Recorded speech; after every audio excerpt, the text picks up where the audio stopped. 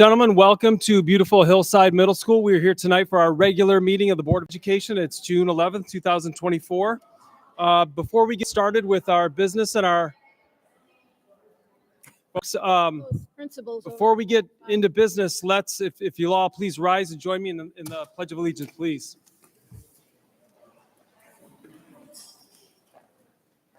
Pledge allegiance to the flag of the United States of America and to the republic for which it stands, one nation, under God, indivisible, with liberty and justice for all. Okay, thank you so much.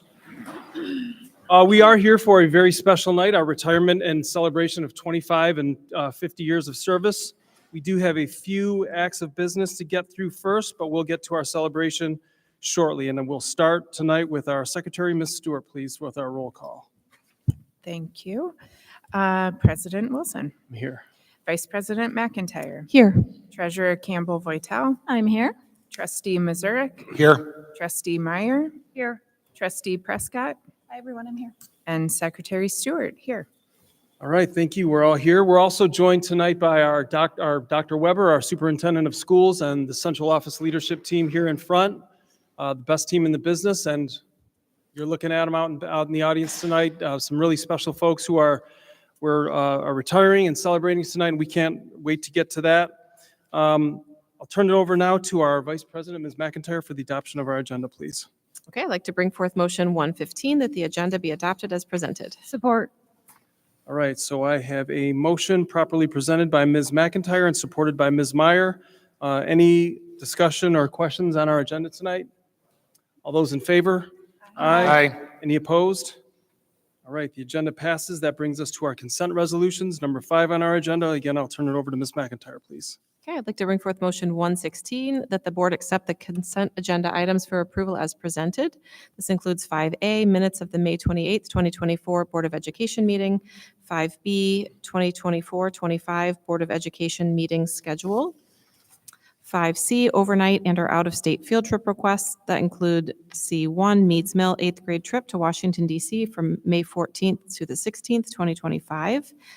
C2, NHS Boys Cross Country Camp in Maple City, Michigan from August 12th to the 15th, 2024. 5D, 2023-24 Auditor Recommendation of Plant Moran. 5E, 2024-25 Massa membership dues totaling $2,092.62. 5F, Stadium Paving Change Order to Nagel Paving Company totaling $51,580.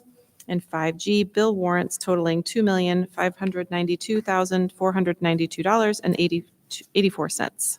One more. And 5H, thank you, cancel the committee of the whole meeting scheduled for June 18th, 24, and replace it with a special call Board of Education meeting on June 18th, 2024 at 6:30 p.m. at Old Village School. Support. All right, thank you. So I have a motion properly presented by Ms. McIntyre and supported by Mr. Mazurek. Before we vote, just for folks in the audience, to your benefit, you heard that list of consent resolution items. These are items that we have discussed in subcommittees, our finance subcommittee, for example. They're minutes of meetings that have happened in the past that we've all had a chance to review and things like that don't usually merit much discussion, and that's why we're rolling through those relatively quickly. Any questions or discussion items, Ms. Prescott? Sure, thank you. I had a question. I remember seeing that there was going to be probably in the special call that it would be a mostly closed session. Is that the expectation? That is correct. Just so I know. That's my understanding as well. Yeah, thank you. I just wanted to let you all know as a courtesy, I am out that week. So just to flag that, but also, no problem. I just wanted to understand what the agenda was. No, I appreciate that note. All right, any other questions, comments? All right, all those in favor? Aye. Any opposed? All right, our consent resolutions passed. That brings us to our communications, and I will hand it over to our secretary, Ms. Stewart, please. Okay, we've received emails at our email address npsboe@northvilleschools.org, as well as the Northville Youth Network Program Report for May 2024. All right, thank you so much. Any questions, comments about communications? All right, that brings us to, as you can see, our retirement recognitions. I'll bring the motion and I'll probably hand it over to our MC for the night, I think. Thank you. So I bring motion number 117, that the board approve the retirement resolutions honoring retirement staff members for their years of service to the children, families, and staff of Northville Public Schools as presented. Support. All right, so I have a motion properly presented by myself and supported by Ms. McIntyre. Before we vote, and we'll do a roll call on that, I believe, yes? Dr. Weber, I think. Thank you. Well said.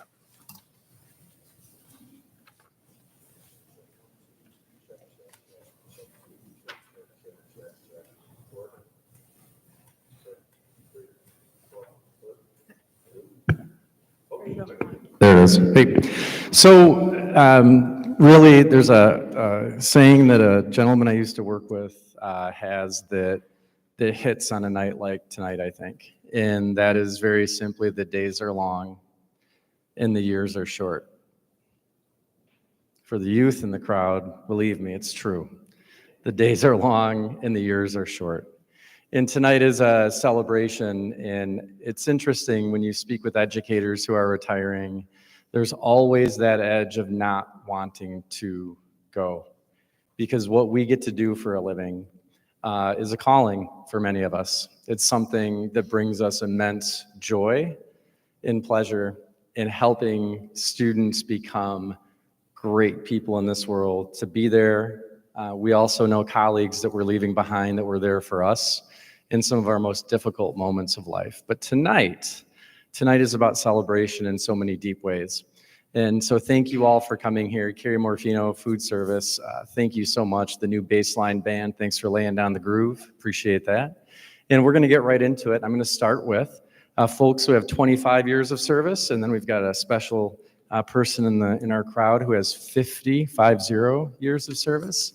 And then we're going to start with our principals coming up. And I know Mr. Koski will be the first, and board members may come up here as well. As board members are members of our community, there are people in this room who your children may have had, people who you've had relationships with.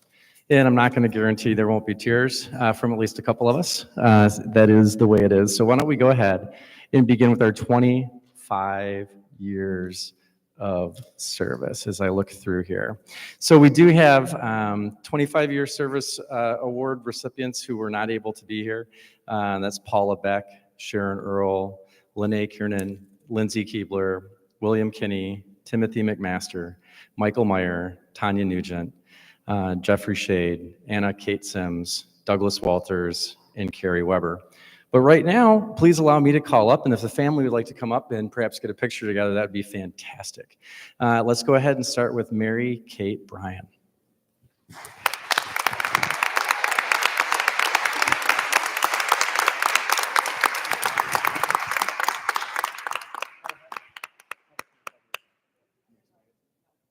Thank you so much. There you are. Yep, thank you.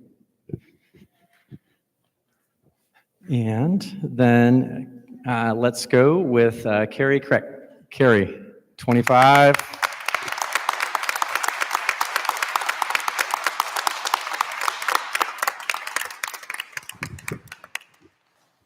I'll walk so you have to walk so far.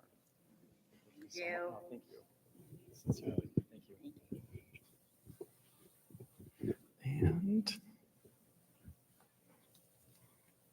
And then let's go with Dina Grantham. Dina? There we go.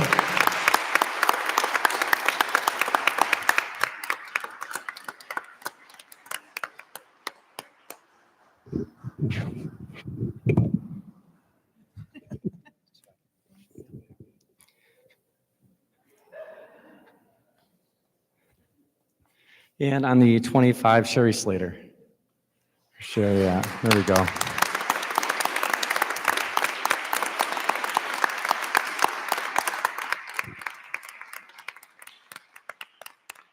No, thank you.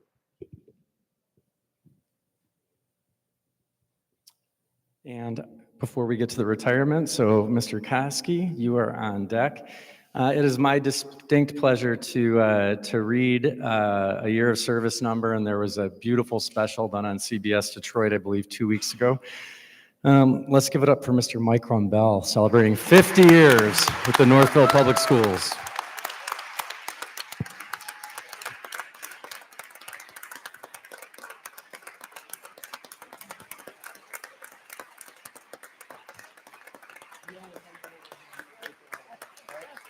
Thank you, Michael.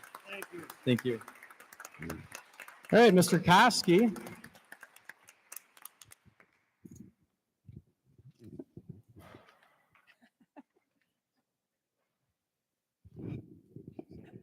Right here. Oh, I gotta use this mic so I can do this. It is my honor and privilege to celebrate our lone NHS retiree here tonight, Miss Sandra Vella. You can do that. One retiree tonight, but this educator standing next to me has so much positive impact on her students and colleagues for so many years. Her deep content, Sandra has been loyal and dedicated to NHS science teacher for 34 years. Her deep content knowledge and unwavering commitment to her students have greatly enriched our school community.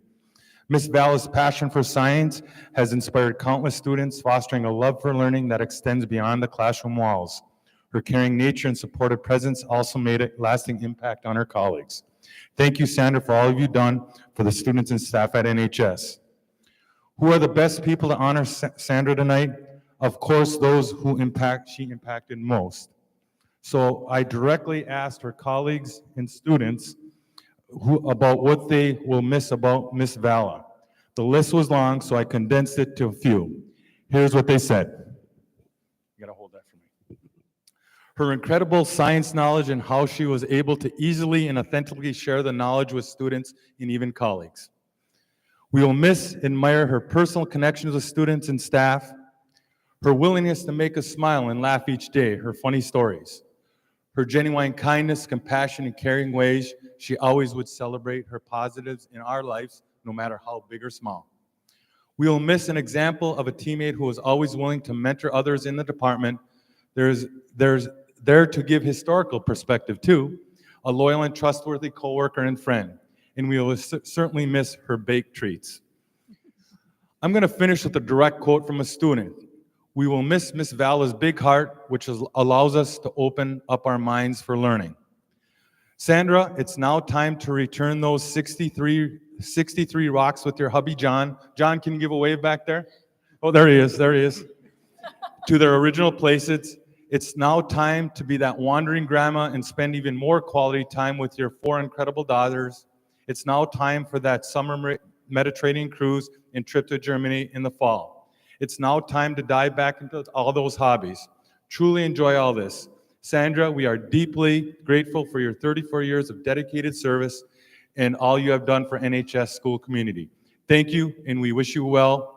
To you, John, and your family, all the best in a well-deserved retirement. Congratulations, Sandra.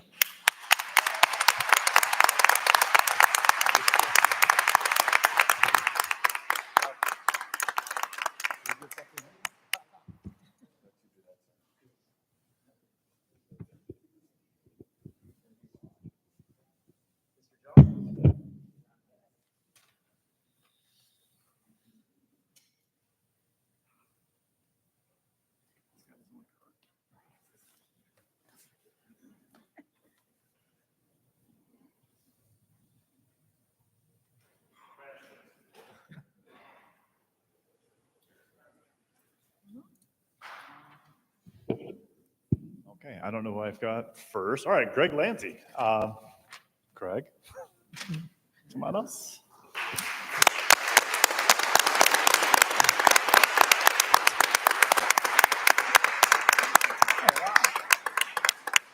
So Greg, I'm not saying you don't like flowers, but I was trying to find a very masculine arrangements, and you get peanuts. There you go. And a little something to, maybe enjoy a beverage at the time. I've been fortunate to work with Greg in my entire time here. I was fortunate to see on that stage his last concert, where As all the concerts that I have seen, I think I am always astounded, whether 6th grade or 8th grade, when you hear the squeaking and the honking and the scratching and all of those horrible sounds that kids make when you first put an instrument in their hands. And then you hear the first concert, and you're like, how did they do that? It's only been a couple of months. And then you hear the end, and then you hear the 8th grade, and they may as well be professionals. And I think, as I said, we have been very fortunate and very blessed that we not only have an amazing teacher in Greg Lanzi, but we have an amazing musician in Greg Lanzi who has been able to apply all those lessons that he practices. I think it's one of the phrases that I like the least about teachers is, those who can do and those who can't teach. And I think about my version of that is those who can do and those who can do better teach. And I think that Greg is certainly one of those. I think if you were to take those years of service and calculate the number of kids that have come through Greg's classroom and across his stage, in the end, what you're talking about is 5,000 students that he has taught to play instruments, that he has taught to love and appreciate music. And, I don't know that I could tell you a thing that I remember from my 7th grade math class, but I wager that of those 5,000 kids out there, there are still some who can pick up those horns and pick up those instruments and still play that music that you taught them. So I think that is the lasting gift of a teacher. It's that lifelong impact, and you have made that here. So thank you.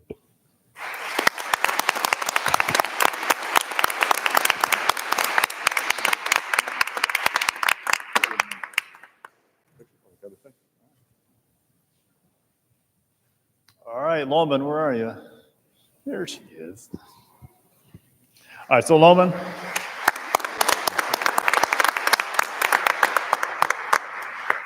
Now, don't eye his thing of peanuts over there all jealously. This one for you. There you go. Thank you. So I'll let you read the things that Alyssa's colleagues had to say about her. And I'm going to zero in on that first one on the bottom of the things that we will miss is leadership. And I think that we talk to kids a lot about what leadership means in this place. And maybe it's just unique to our community, but I think a lot of kids who seek leadership positions sometimes do that because they want to be known as the leader, the president of the club, the leader of the thing. And I would argue that Alyssa is the opposite of that. Sometimes you have leaders who are quiet, just kind of work behind the scenes and just kind of get things done. And she's always done that.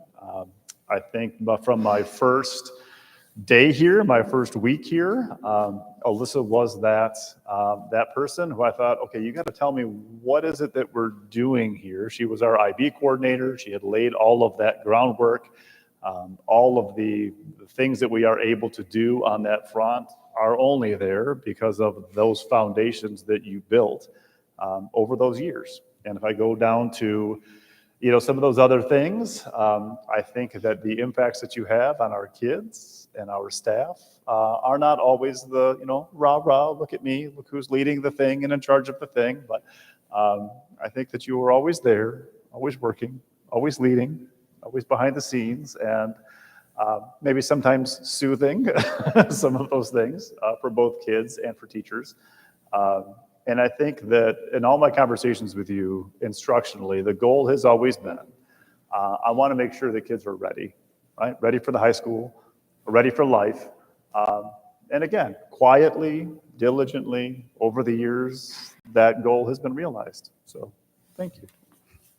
Thank you.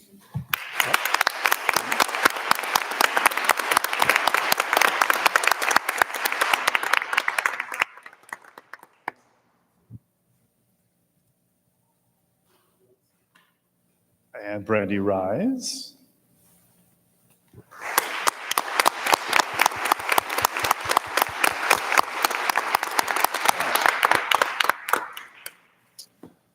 All right, Brandy Rise, there you go. So what I will say about Brandy is, even though she has been here for 21 years, she's one of the earlier teachers that I hired. And by hired, I mean I had an opening and somebody said, hey, you've got somebody elementary and they want to come that way. And as a new principal, I hadn't hired a whole lot of people before. But I met Brandy and I thought, oh yeah, there's a good fit there. And what I have come to learn over the years, and Brandy was the first, although not the last example of that, is that those elementary teachers who say, middle school, elementary people, I'm sorry, I know I do this to you every year. But those elementary people who say, middle school, I have never regretted that decision ever, with you especially. The thing that I noticed most about Brandy is probably from day one, I think it takes a lot to reinvent yourself as a teacher, coming from elementary and then jumping in with, seventh graders, sixth graders, maybe a little bit of both. Odd level, advanced math. Right now we're going from, I've got the same kids all day long to now I've got 6 periods a day. And that whole thing, I think it takes a lot to reinvent yourself. And not only did you do it just coming from elementary to middle school, but you've continued to do it. I think those little tweaks year after year, and then boom, COVID, that was a little different. And then now I think some of the pioneering teaching that you're doing, not just with kids, but with teachers. I think our teachers look to you as a guide, as a mentor, as somebody that they can look up to. And that's what I love about you and our staff, is that continual innovation and reinvention. So thank you. And I'm going to say this, although you can't see it in the picture, but I love it about your classroom. Stay clever, little fox.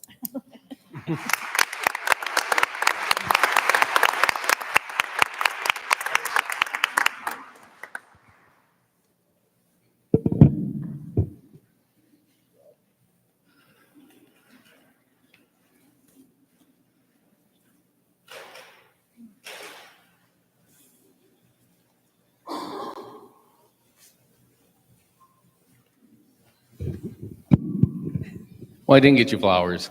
Oh. And the good thing is I have the mic, so if you know Brad, I can actually get a word in edgewise.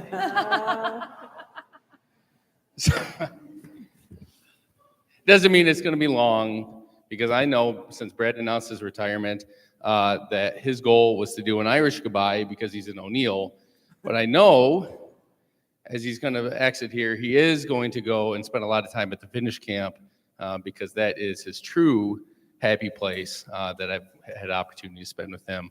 And I know he's going to spend a lot of time with his family who are sitting back there with his 2 kids and Sandy, his wife. So I got sent over to Meads 4 years ago, right at the height of COVID, right at the start of COVID, and to get an opportunity to work for Brad as his AP. And I was hesitant at first, because I'd only been in Northville for 2 years. And when I got there, not only did he bring me in as his mentee, but he has given me a lot of knowledge, grace, and guidance to be the administrator that I strive to be. So, and that's who Brad is. Brad is the most compassionate, relational person that you could meet. He greets every kid at the door if he can. He knows almost every kid's name. He won't admit that he might miss a few every now and then. But he's all around just a good person, and I think that's what we should strive to be. And I will miss him a lot. I will miss the relationship that we have in the building, the camaraderie that we have, and I look forward to getting my boys out of the fin camp again. So in 220 degrees, it was maybe not a great parenting decision, but all in all, he's an amazing educator. Starting a couple years teaching in Ypsilanti, but then ultimately spending most of his time here in a multitude of positions. But congratulations.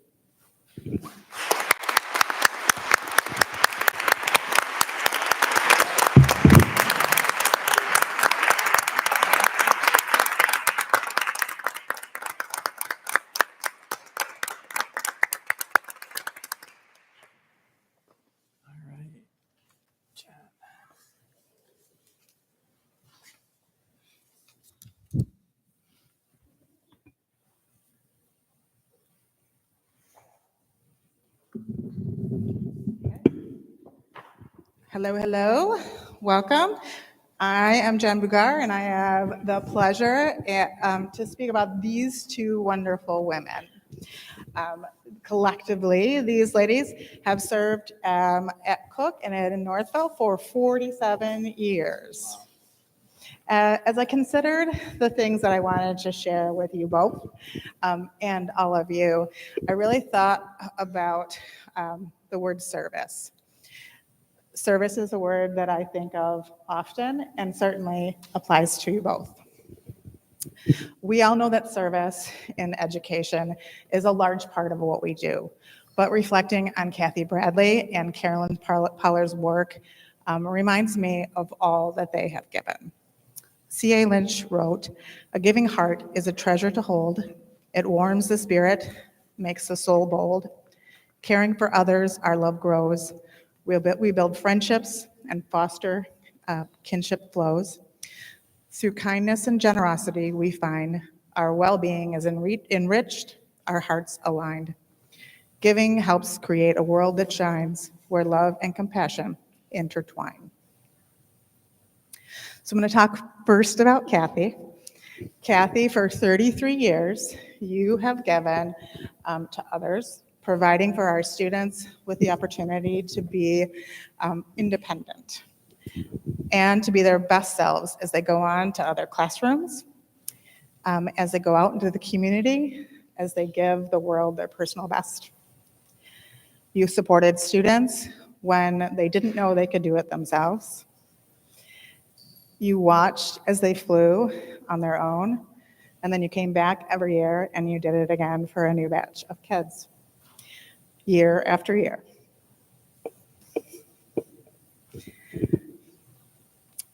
Kathy is supported today by her daughter and her husband, Henry. And she also had a person that joined us from our vocational team that worked with her for many years. Kathy has worked, again, as I said, 33 years. She's the craftiest person that I know. She can make anything. She is a crocheter, a crafter, a secret giver. The very first day of June, we might find a handmade card that is anonymously put in the office. But it's not just those small touches. It's the fact that she really does have a huge heart and cares a lot about our kids and our community. So I know that she's really looking forward to traveling with her family. She said to me that she wasn't really looking forward to finishing, as RJ talked about a little earlier. That is the hardest part, is that when you spend lots of time together, it's difficult to leave. And when we said, what are you gonna miss? I love this. She said, "The noisy halls in the morning upon the arrival of students, and the quiet ones in the afternoon, after it's been a long day, after all the students have gone home." And that's really a time where we sit and reflect, but again, come back every single day. So thank you. I appreciate that and everything that you brought to Cook.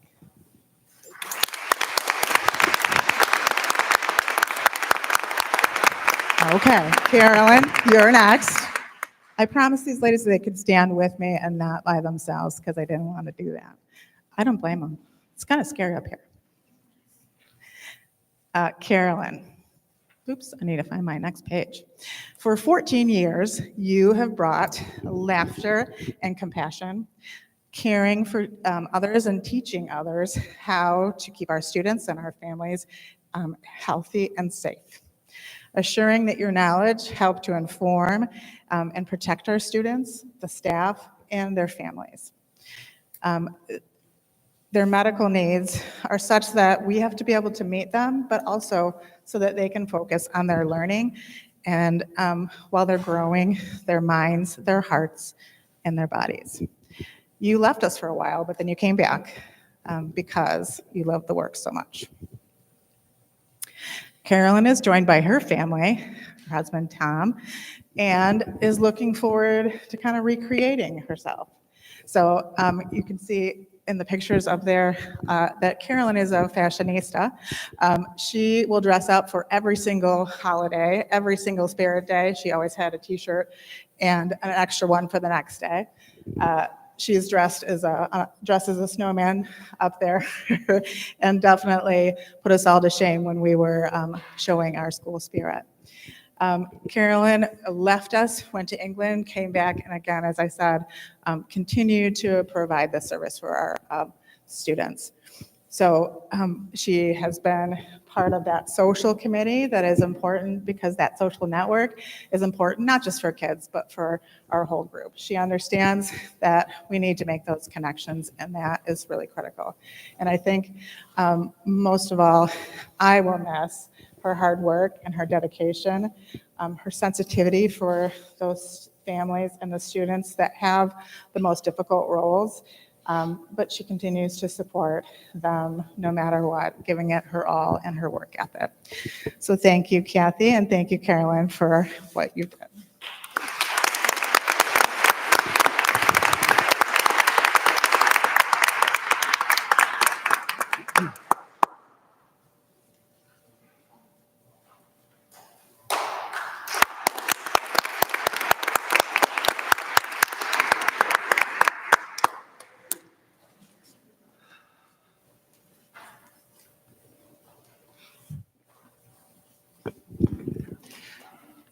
I'm not going to cry. See, I said it, so it won't happen. This is an incredibly bittersweet retirement, and it happened 10 years too soon, at least. But today I want to celebrate the good things that are you. And if you have a child that needs love, see, here it is. That is where Corey comes in. If you have a child that had a bad day, if you have a child that just needs something that no one else can give, that can only be found here, that is where Corey comes in. No one will replace the love that she shares with our littlest learners, and she will be missed more than words can say within the building. However, I know she's not going away, just not there in the building. She'll still visit, I hope. And I know she's planning to live nearby, hopefully, and still supporting students, but in a different role.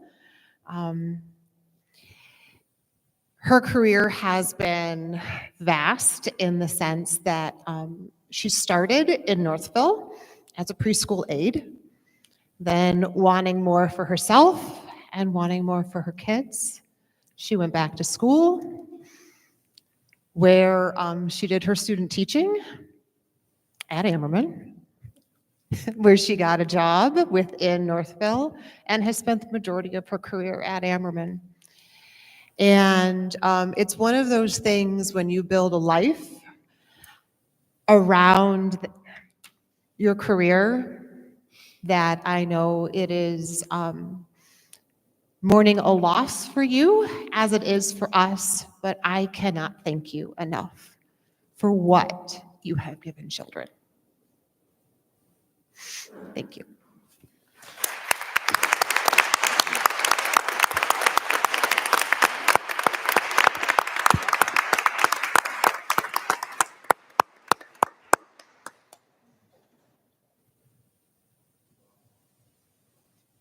Can I just make a note here? I just wanted to thank Mrs. Charbonneau. She's sort of the first face for us at Ammerman, and I feel like that's probably the case for so many families. I remember I was telling you when we were talking earlier, one of my first memories of Ammerman and what a special place it is was sitting in the kindergarten orientation and hearing your voice. And as you were talking, I remembered the voice from 10 years ago, And so there's so many families over the years, I can imagine that you were that first face that they, in person, that they really connected with. Casey, we were blessed to have you for 2 years, and I just think, I just wanted to thank you and just note how special you are at that building, and thank you.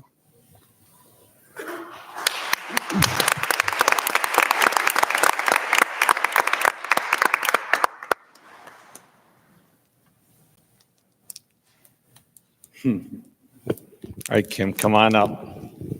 Robin, are you guys going to come up together? All right, that sounds good. That way it could be 3 of us crying together instead of just 2. That'll be good. That'll be good. So Kim, 24 years of service in Northville. She did not start out her career. I'm not going to make eye contact because I think that'll make it worse. So she did not start out her career thinking that she was going to end up in Northville. She started actually out in Westland and was doing wonderful, loved her time in Westland until a former principal of hers came to Northville and said, Kim, you belong here. There's a place for you here. And convinced her to come over after 2 years, and just found that she had found a place that she could spend her career making a difference for kids. Kim has never found a problem that a Jolly Rancher can't fix.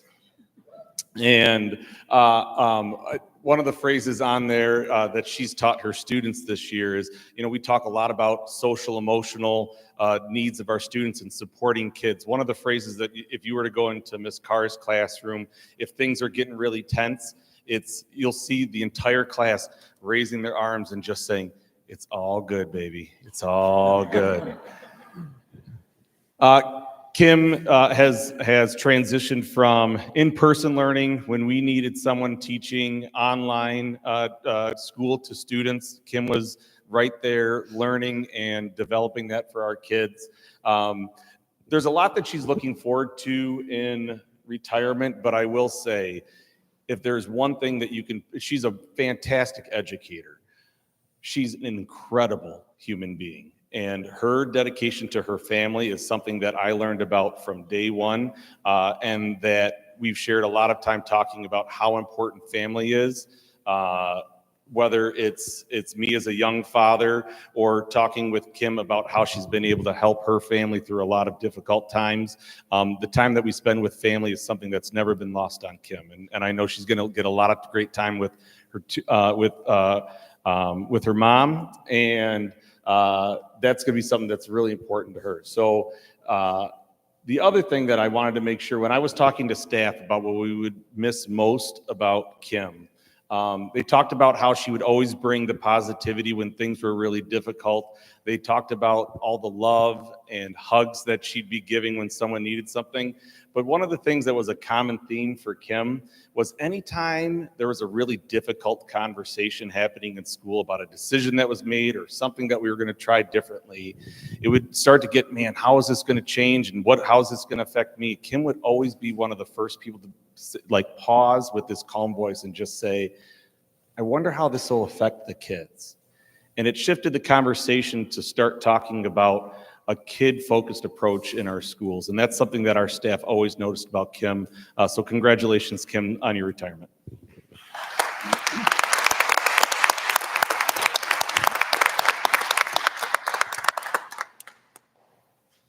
Robin Kelly, 27 years of service, also did not start out as a classroom teacher. She started out working on our cross-categorical classroom as a paraprofessional, and she worked there for well over a decade in our cross-categorical program.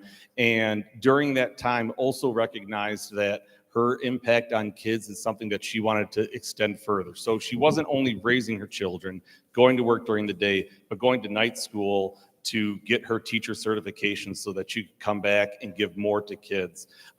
She had spent all of her time in elementary school when Dave Rogers gave her a call and said, hey, I need some help over at the high school. So she actually transitioned from elementary to high school for a semester to support special ed students at the high school level before returning back to the classroom in elementary. And And when I asked her colleagues, they said a lot of really nice things, but they also said she loves to accessorize. Well, that is one of Robin's favorite things to do, is to make sure that she's always coming up with some great accessories. So she's looking forward to a great trip with her daughter, spending a lot of time with her grandson, Lewis. And when we talked about what we will miss most about Robin, her ability to tell a story and get those around her to laugh is something that is absolutely enduring. Even just now at the celebration over there, she's so quick to just make sure that everyone around her is in a positive spirit. So we certainly will be missing Miss Robin Kelly. Congratulations on your retirement.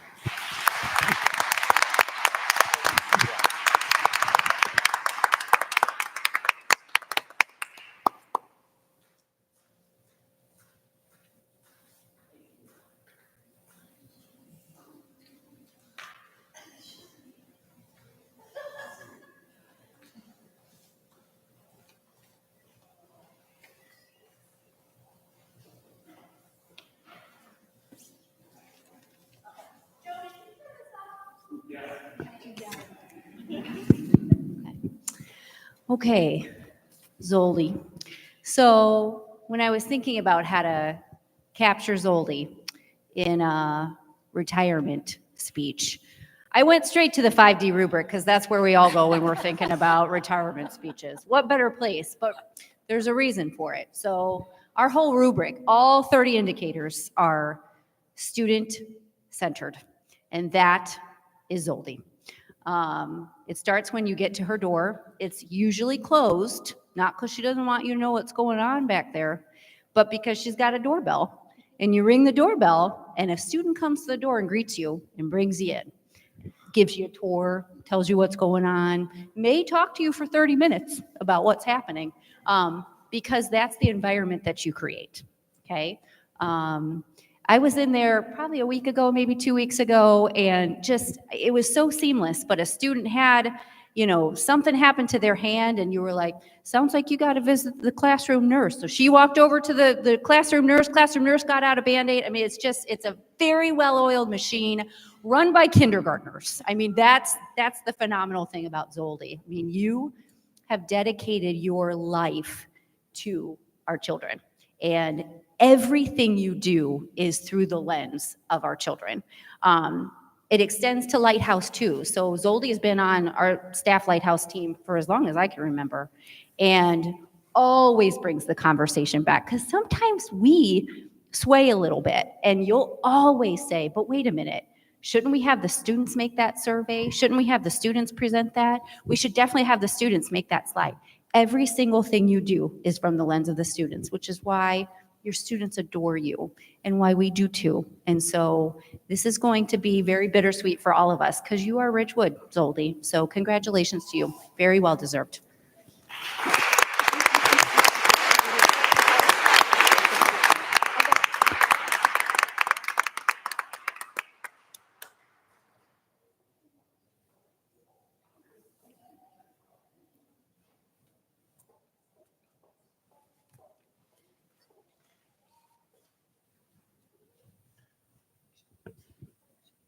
I had to write mine down. I didn't want to get too nervous and forget what I was going to say. All right, we are going to start with Mary Ann Kingsley. So this evening, I have the pleasure of celebrating the retirement of Mary Ann Kingsley. Mary Ann has worked as a paraprofessional for 18 years. Mary Ann has had quite the adventures around the district. She's worked as an LRE in both elementary and secondary. She's been a media para, an early childhood para, and finally as a resource room para here at Silver Springs. Mary Ann exudes humility and kindness, often wearing a smile that reflects her ability to find positivity in any situation. Regardless of the circumstances or tasks assigned to her, she did it all because she wholeheartedly is a true champion for children. Mary Ann quietly leaves her mark. Her hands have touched countless walls, bulletin boards, and art throughout the school. Her creativity, like a hidden gem, has transformed Silver Springs. As she looks ahead, Mary Ann's nurturing spirit will persist. From cradling babies to volunteering at Mod Market and the Living and Learning Center, She will weave memories and spread kindness. The next chapter awaits, a canvas for her generosity and love. Mary Ann, enjoy your well-deserved retirement, whether you're up north,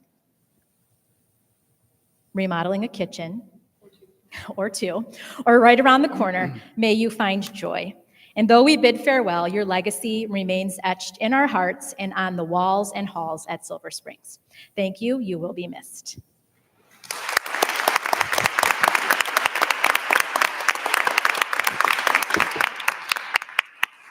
All right, next we have Miss Angie Phillips, and if I could be half as funny as she is, this would be the best retirement speech ever. So I will do a little bit of both, or I'll attempt to do a little bit of both. So I again have the pleasure of celebrating the retirement of Angie Phillips. Angie has been a staple in the Northville community for 26 years. One little fun fact about her is she has taught PE in every single building across the district except Cook School. Angie, as you can see from her what she's looking forward to, with her quick wit and delightful sense of humor, looks forward to the simple pleasures: the freedom to visit the bathroom at will, planning vacations during off-peak times, and cherishing the company of four-legged companions over their two-legged counterparts. Yet, there's more to Angie than meets the eye. Hidden depths that she'd never willingly reveal. She's fiercely loyal, wicked smart, and deeply passionate about children. As one of our dedicated staff Lighthouse team leaders, she's been a driving force at Silver Springs for as long as I can remember, and even longer for others. Her clever morning announcements and lively presence during lunch have endeared her to both staff and students who adore her endlessly.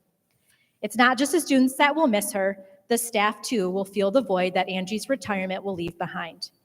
But as she turns the page to the next chapter in her life, we are excited for her.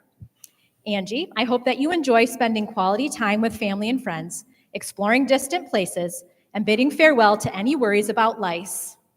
That was the funny part.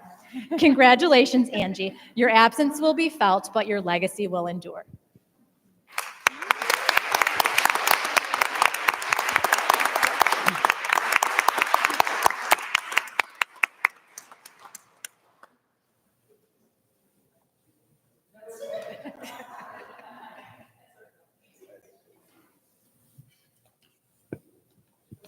Is Deanna here? Mr. Jewett did ask me to share a few words about Deanna. Is that okay if I share them? Mr. Jewett couldn't be here tonight, so on his behalf, he did want everyone to know that Deanna is an absolute sweetheart with the most kind personality. She took great pride in her work and cared deeply for our students and everyone at Thornton Creek. What we miss most about Deanna is her infectious laughter and how she treated everyone as though they were the most important person to her. Wishing you well in your retirement. Enjoy.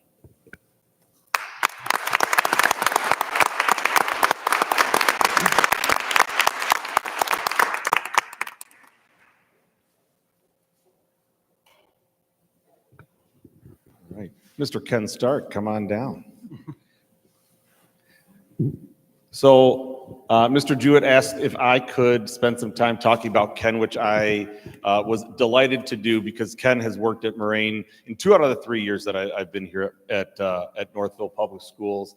And one of the things that I've always appreciated about Ken, if you walk into his classroom, all of us have been in gym class before, and we have our own memories of what gym class may or may not have been, or how fun or not fun or enjoyable or not enjoyable gym is. When you see Ken Stark teach physical education to kids, you know that they love being in a class with him. And it's not because that he's running around the gym and using all of his energy. He's letting the kids do the work, but he's the one that's gonna, I was in his classroom a couple of weeks ago, and what I saw a couple of weeks ago was just a perfect example of the impact that Ken has had on kids. It was a small moment where a kid was having a tough part of an activity, and he got right over next to the kid, and you could see him coaching this young student into how to do the activity they were doing in gym class. It wasn't something where he was across the gym trying to give direction. He was getting right next to that student, giving that kind of tutelage, just as a good coach would do. If you've known Ken, you know that he is an incredible teacher, but know that he is also a very passionate coach as well. One of the great things, and we just connected today, that he looks forward to is continuing to be a teacher in that coaching realm. And that's something that he has, when we talk about leaving a legacy, that's something that he's done with countless students over a long period of time. So if you would just join me in a round of applause for Mr. Ken Stark. Thank you. Thank you.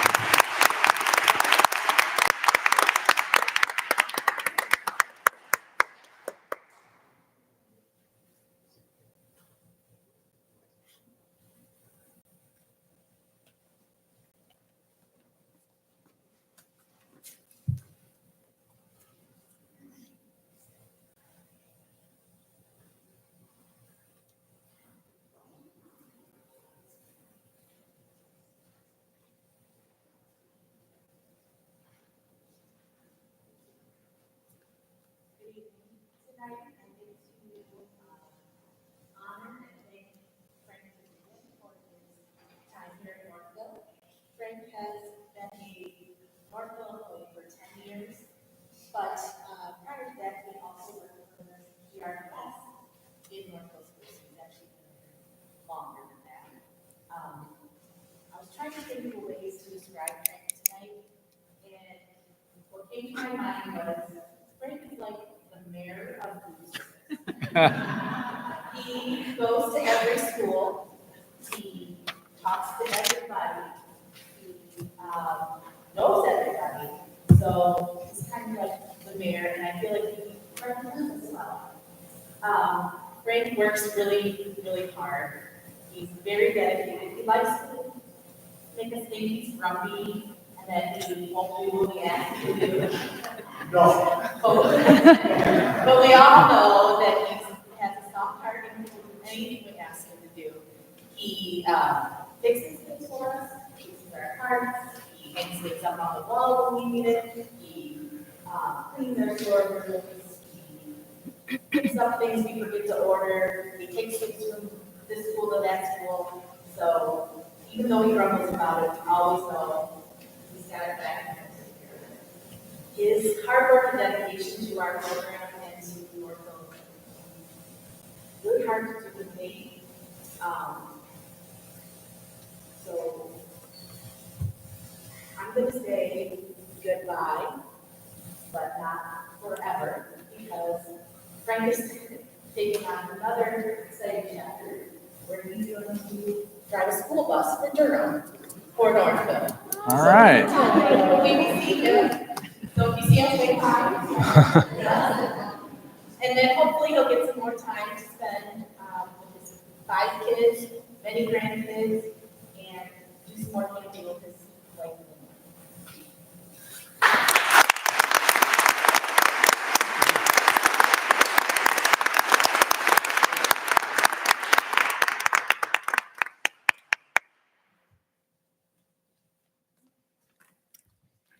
And while that concludes tonight, board comments are going to come up next, but it struck me as one person came up to the mic that this would be her final board meeting or time in the district with us before she goes and literally works at the foot of what they call it, Nittany Mountain, Lion Mountain.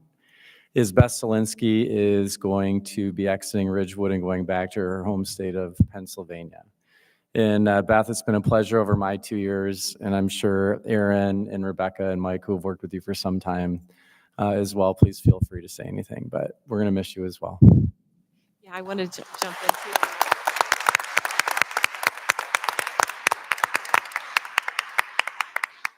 When my son was in, I think, kindergarten or maybe in preschool, I get this frantic phone call from a friend who had kids at Moraine. She was like, "What are you doing? How are you stealing Miss Solinsky?" I was like, "I have no idea how we're stealing Miss Solinsky. Who is this person?"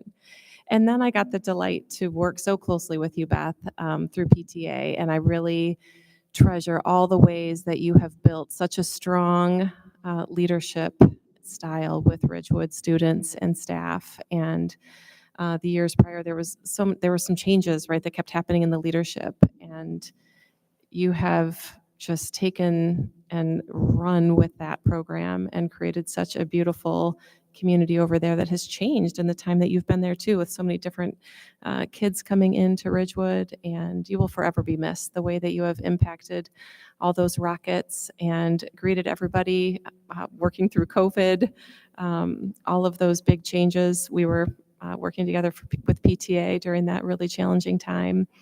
And I know you'll be sorely missed by all of the parents and the kids. And we are also so excited for you to be back with your family and enjoy this next chapter. But Northville will forever miss you, and you're always welcome back. Maybe one of your kids will decide to come to Michigan State. Who knows? Probably not. But thank you, Beth, for everything.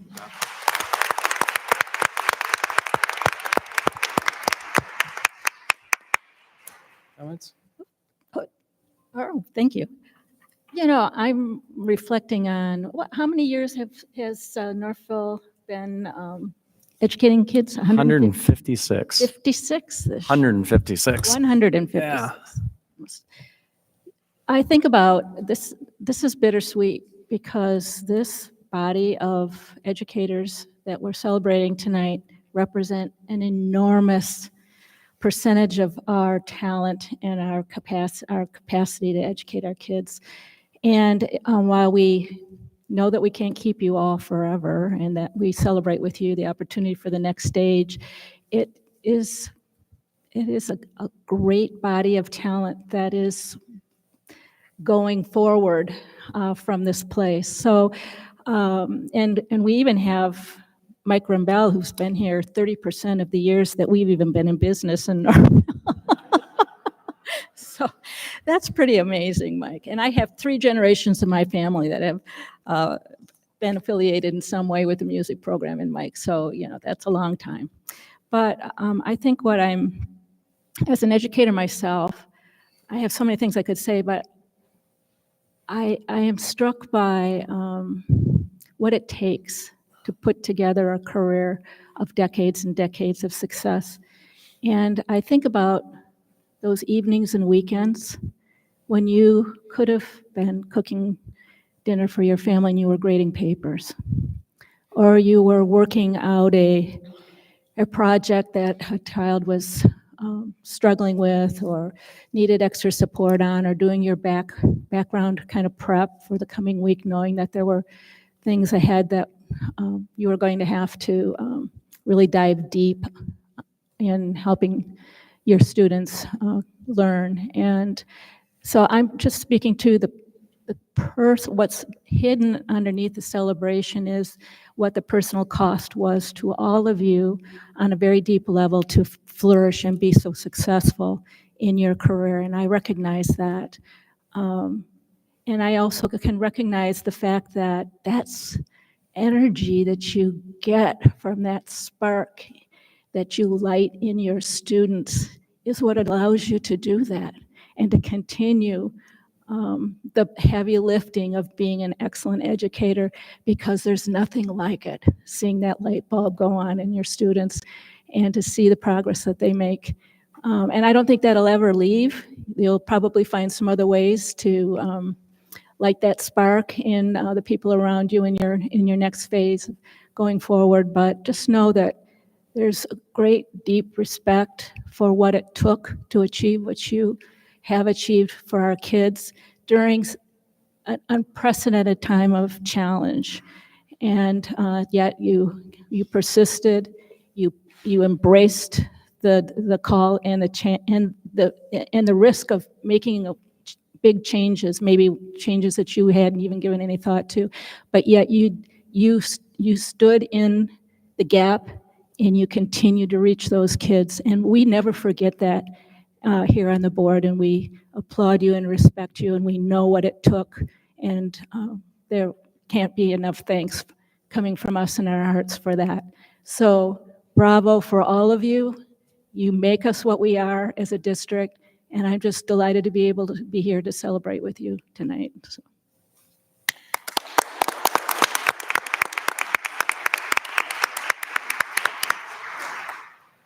So I'll just say a couple of words. I got a chance to talk to not all of you in the pre-celebration, but a few of you. And it never ceases to amaze me kind of what I learn and what's said about, said out here on the stage, introducing each of you. Northville, I think, is a pretty special district, and there's a reason, right? There's a lot of districts who have talented staff. There's a lot of districts who have more money than we do to spend on our kids. But there's something unique here, right? And I think it's something that quite a few people said is about, you don't just look at this as a job. I mean, it is a job, right? But these kids and your fellow staff members are like family. And we have this small town Mayberry RFD feel, even though we're a pretty big district. But the reason it feels like family is because every single one of you does your job. You look at it, you take it all personal, right? You treat these kids like your own children. You treat your fellow teachers and support staff as brothers and sisters. And that's what makes Northville unique. It isn't the board members. I mean, yeah, we do our thing up here. It isn't our superintendent. Does a great job, but he doesn't make it unique. It's you guys who make it unique. And I listen to these stories, and I've actually been here 12 years listening to these retirement stories, and it's that same thing. It's how you guys take this personal, how you treat everyone like family, like a son, like a daughter, like a brother or a sister. And that's what makes us special. And, I can't be more humbled to be listening and to be introduced to people who I, so respect and how much you give to us. So just, if I had a hat, I tip it right now. I thank you from the bottom of my heart. I thank you for the entire board. I thank you for helping create something special.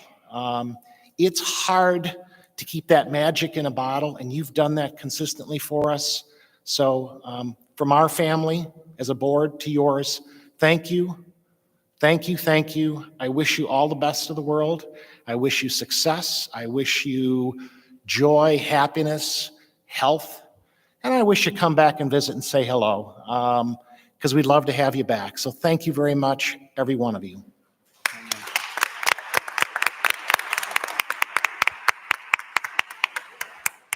Thank you, everyone. I really want to echo those comments and not repeat them. I also want to thank the building leaders who make special comments so that this can be really personalized and so that we can see these incredible details. And I did some math on my note sheet here and added up 382 years of your service.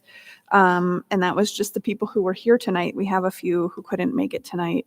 I also want to lift up some of the, all of our 25 and 50-year service members. One of you has spent 3 of those years with 3 different Prescott children, and I love you. I also just wanted to say, because I couldn't at Meads Mill, a couple of words about Brad O'Neill. I could have, but it was getting late, and Brad was leaving in 6 or 7 hours at 3 o'clock in the morning or something ridiculous like that for the next DC trip.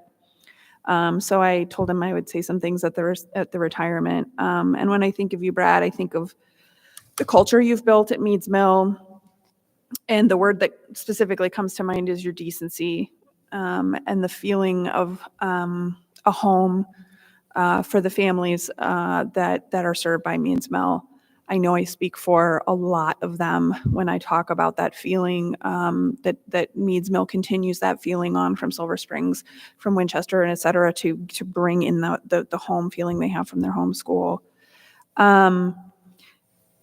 You've got an incredible longevity in your building, and I think that speaks to your leadership. I put down I was thinking words. I wrote down your standards are high for everyone around you, but especially for yourself. I wrote down impact.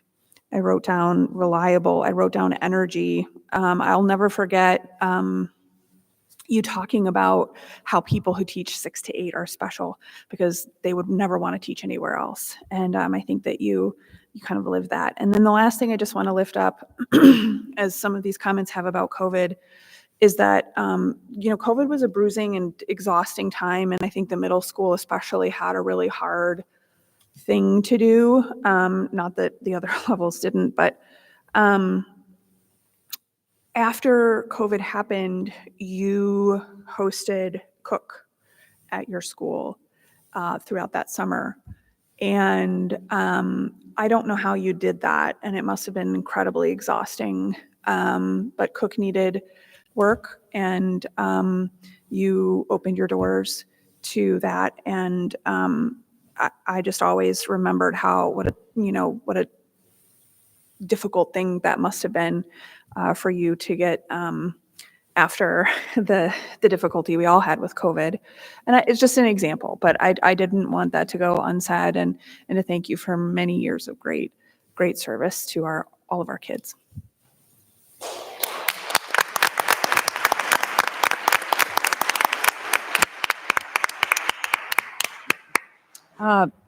Bear with me, this is going to be tough.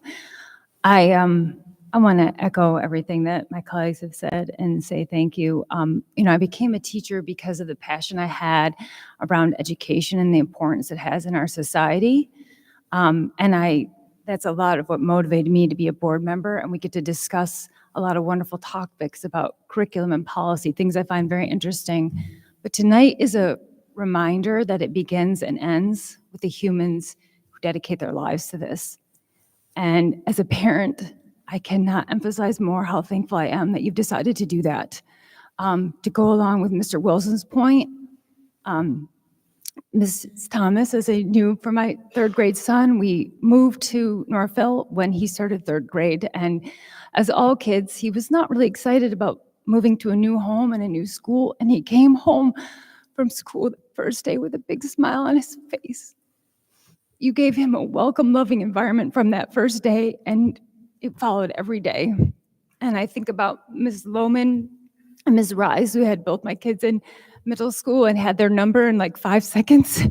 And, the wonderful guidance you gave them, and Ms. Slater, who's fortunately not retiring, who inspired my daughter in STEM as a wonderful AP computer science teacher. And I am just so thankful. Mr. Jones hit the nail on the head. I mean, it's not people who, can do and those who can teach. It's people who want the betterment for our society and our children and go out each day, even when they're having a hard day at home, like Dr. Kim Boytel said, are giving way more of themselves than we should expect, but they do it anyways. And so I hope that you have the most wonderful, relaxing retirement and on to your next chapter. And I just want you to know how thankful this community and board and district are that you decided to give your all to us for the time being that you were here, and how appreciative we are for you today and always.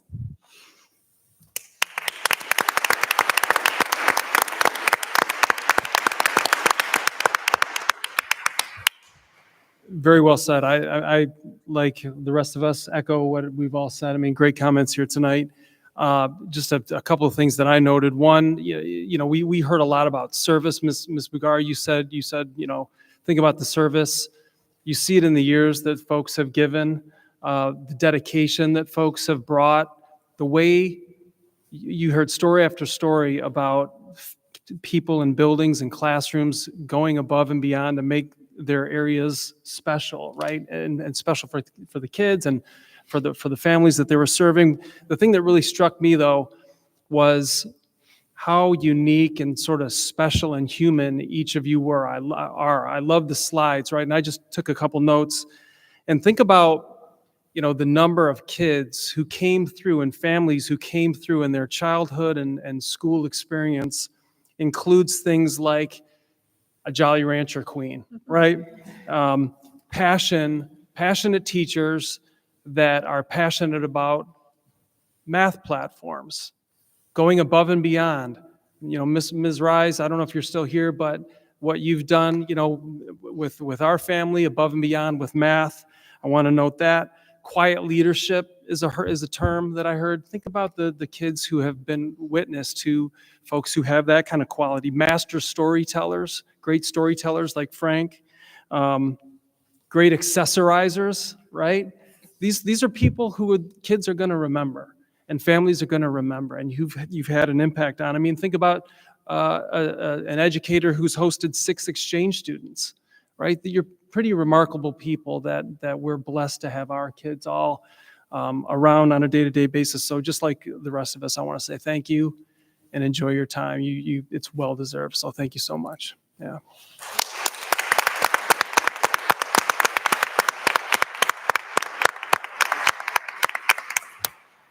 Any other comments from the board? All right. Well, thank you again. So I guess we have to formally vote on it. Unfortunately for us, but fortunately for you. So let's do a roll call vote. I don't know, Mr. Wilson, there was a plea from the Hillside staff that we'd have to vote no for a couple That's of right. We people, can- so I don't know. Can we, I don't know We if can we have make some consensus to move exceptions. forward Do we on- have motions on exceptions? All right. Okay, I will do a roll call. Prescott, Yes, and enjoy. Wilson, Yes. Campbell Voitel, Yes, you're all heroes. McIntyre, Yes, and please enjoy every moment of your retirement. Mazurek, Yes. Meyer, Yes, thank you. and Stewart. Yes. All right. Well, the motion passes. Congratulations on your retirement, Jeff.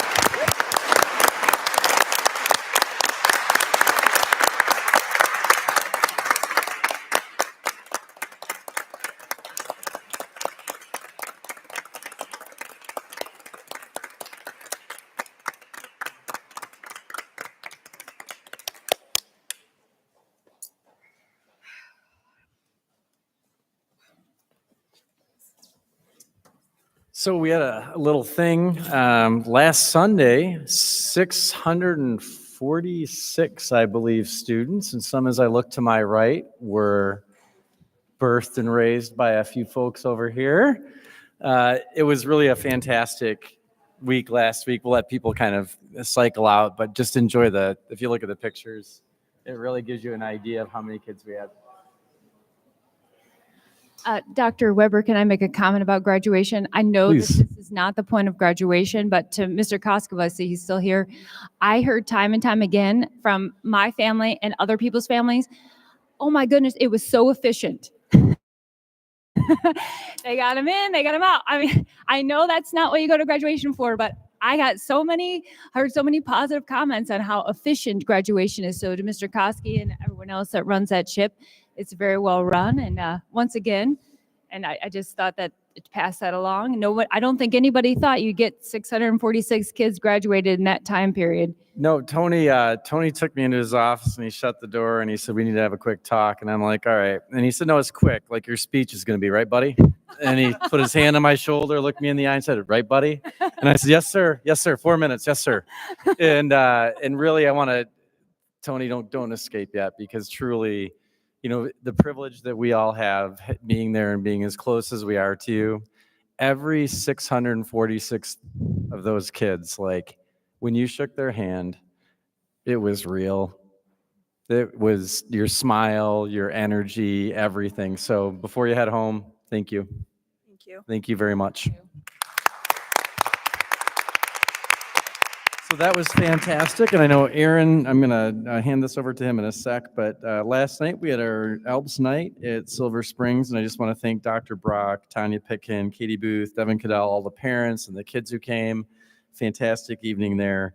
And then tomorrow is our, I know, a very important day for many of the good folks to my right, which is our Cook graduation.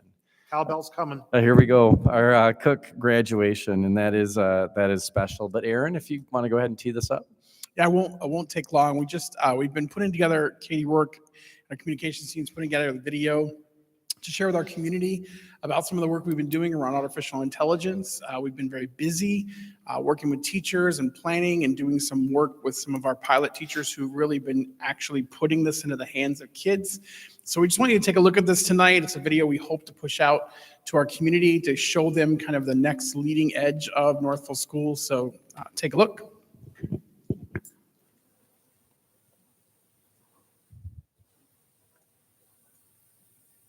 Northville Public Schools is at the forefront of integrating artificial intelligence into our classrooms.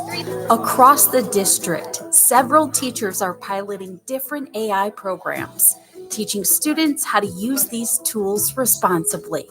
I joined Erin Boffman's exploring group for staff, and we've been exposed to 3 that I think will be very valuable for students. One is Magic School, the other one is AI School, and the other one is DIFT, which is more based on teachers, but you can use it with your students. I think giving them the opportunity and learning how to use it responsibly, I think is going to be a great tool for them in the future. Nancy Smith, a business teacher at Northville High School, uses AI to enhance student engagement and monitor their progress. So every space we set up or anything I give them, it creates a teacher area so I can see their engagement level. I can see if they're participating. I can see their responses, and I can say, well, maybe they are struggling in math. Maybe I can reach out to their math teacher or somebody to explain to them that maybe a little more help, or go to seminar for a little bit more help. So it's another way for me to monitor my students. Recently, we've been doing a lesson on how to use AI effectively and proficiently. So this whole week, we've been focusing on what type of tutors or questions we can ask the AI in order to get information that we can use in a good way, instead of just using it to not aid us, but kind of do it for us. Middle school teachers like Jen Lawson are also seeing the benefits of AI in their classrooms. It's allowed me to target my teaching in a way I never thought was possible. I can now spend more time working with those students one-on-one. So over the summer, for maybe the first time in my teaching career, I became exceptionally proactive with technology and just created a policy that we could implement on day one, a procedure, a way to integrate AI in a responsible way, hopefully kind of ahead of the curve. Instead of being reactive to it, create something that would work for kids, work for educators, and kind of pilot that program. Jason Brooks color-coded all projects to alert the students the level of AI usage. Red indicating no AI usage on that assignment, but green gives the students the go-ahead to use AI. However, the students quickly learned that AI isn't always accurate. It was weird at first. I was surprised that it wasn't as great as I thought it was going to be, because when I just told it to write me an essay, it did not write anything good. But I think if you use it right and use it for the information instead of the actual, the real essay part, then it's good to use. But if you're using it to really write the paper, it's not helpful. In elementary school, AI is being introduced as a playful yet educational tool. They know that we're just kind of playing with it. They know that it's a new technology. They know that part of the project is just learning how to interact with the AI. That's a big part of the project. It's impacted how I learn. It's made projects so much easier to allow to ask someone a question and it answers your question back. But it also doesn't just give you the answer. You also have to use your knowledge to also ask it the question. Like if it tells you 20% of something, you'd have to tell what is 20% and explain to you how to find 20% of a number. We need to teach the kids how to use it, how to decipher it, how to look at it good and bad, and really use it to their advantage, because it will always be here. AI in education is here to stay, and we are proud to lead the way. For Northville Public Schools, I'm Katie Rourke, the District Communications Specialist.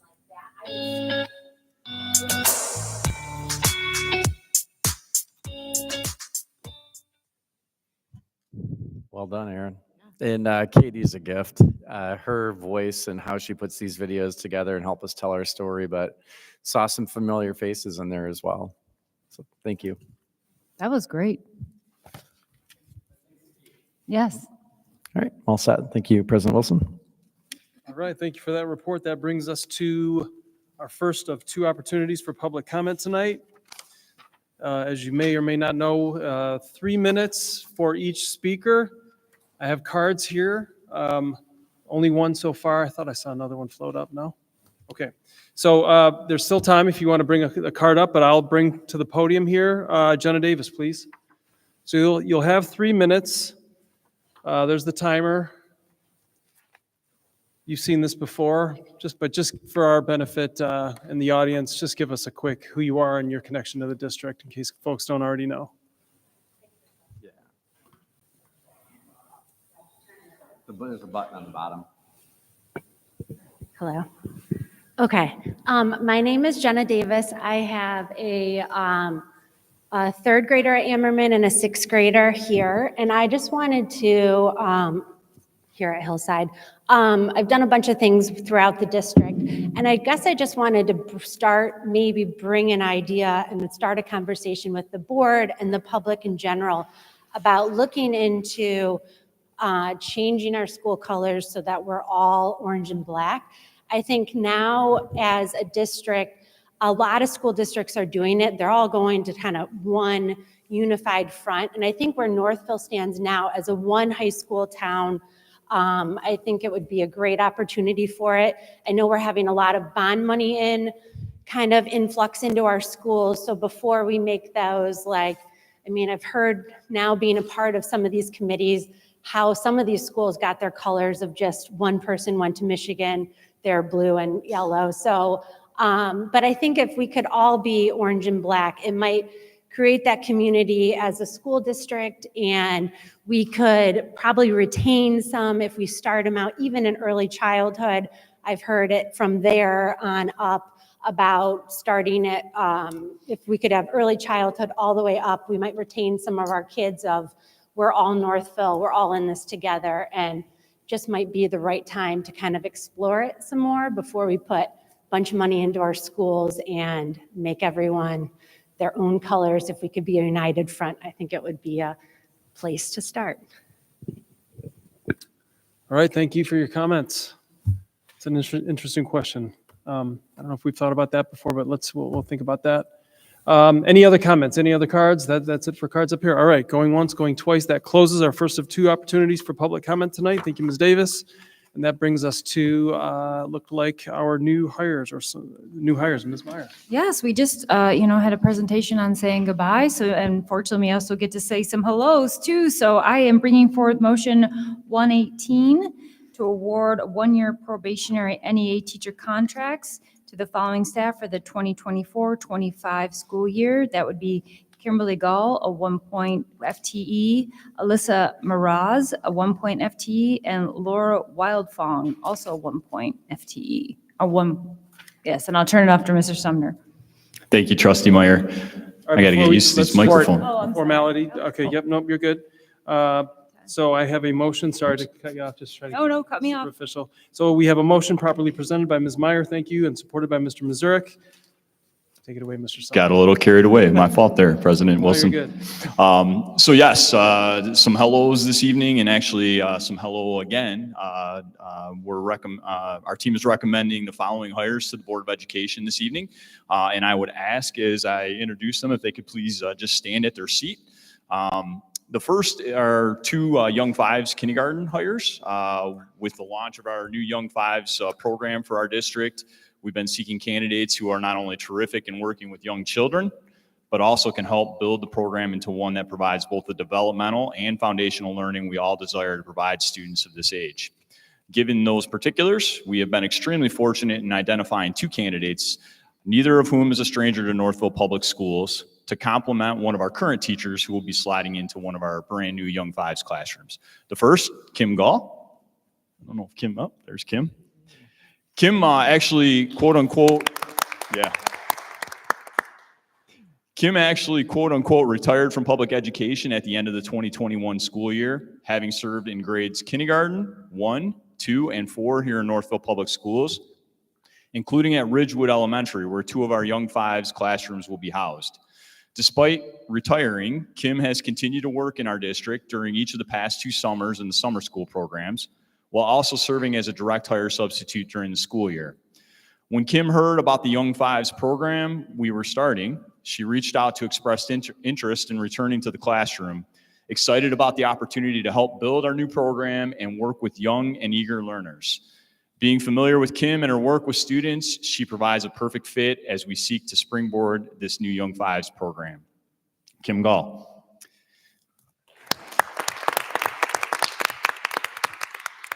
And then Laura Wildfong.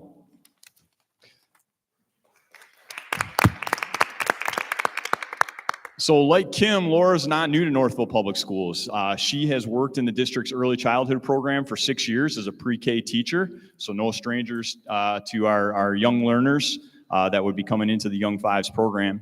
And then she actually went on to pursue a kindergarten teacher position in a local district. Laura's energy and enthusiasm shined in her interview, as did her passion for working with young children and the best practices necessary for doing so. Her former colleagues here in Northville, in addition to her references in her current school district, provided feedback that aligned with these very same impressions our interview team had following our interview with Laura. Like Kim, she understands the Young Fives learner and will serve as a great ambassador for our new Young Fives program. Laura Wildfong. All right. And then last, but certainly not least, we're recommending Alyssa Mraz.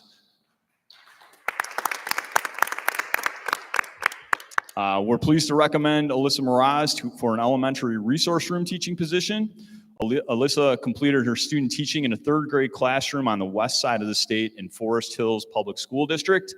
And immediately thereafter, a long-term substitute role for a resource room teacher materialized in that same elementary building where Alyssa had completed her student teaching. The school's principal, as well as one of the other resource room teachers who served as references for Alyssa, both noted Alyssa was a no-brainer for their long-term position. They both further added they wish they had an open position for next school year, given the impressive work they have seen Alyssa do in the classroom with students during both her student teaching and recent long-term substituting role. I know our interview team was equally impressed, especially by Alyssa's passion and overall enthusiasm. Alyssa Mraz.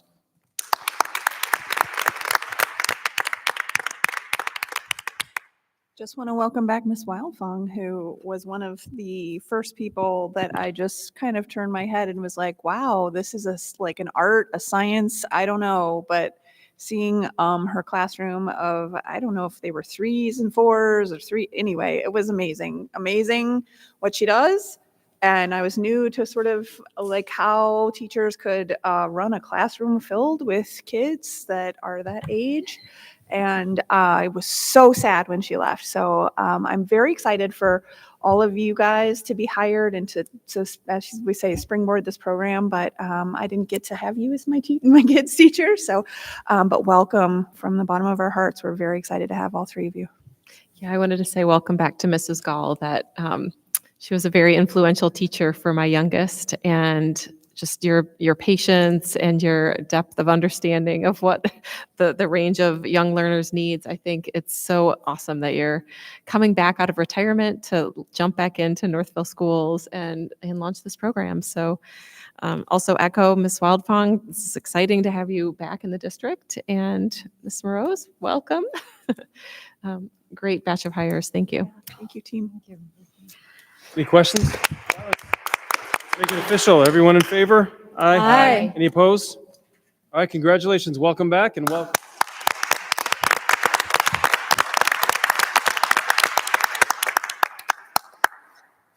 All right, that brings us to number 11 on our agenda, and I will turn it over again to Ms. Meyer. Yes, bringing forth motion 119 that the board ratify the tentative agreement entered into and between the district and Northville Federation of K-12 Paraprofessionals commencing July 1st, 2024 and expiring June 30th, 2025 as presented.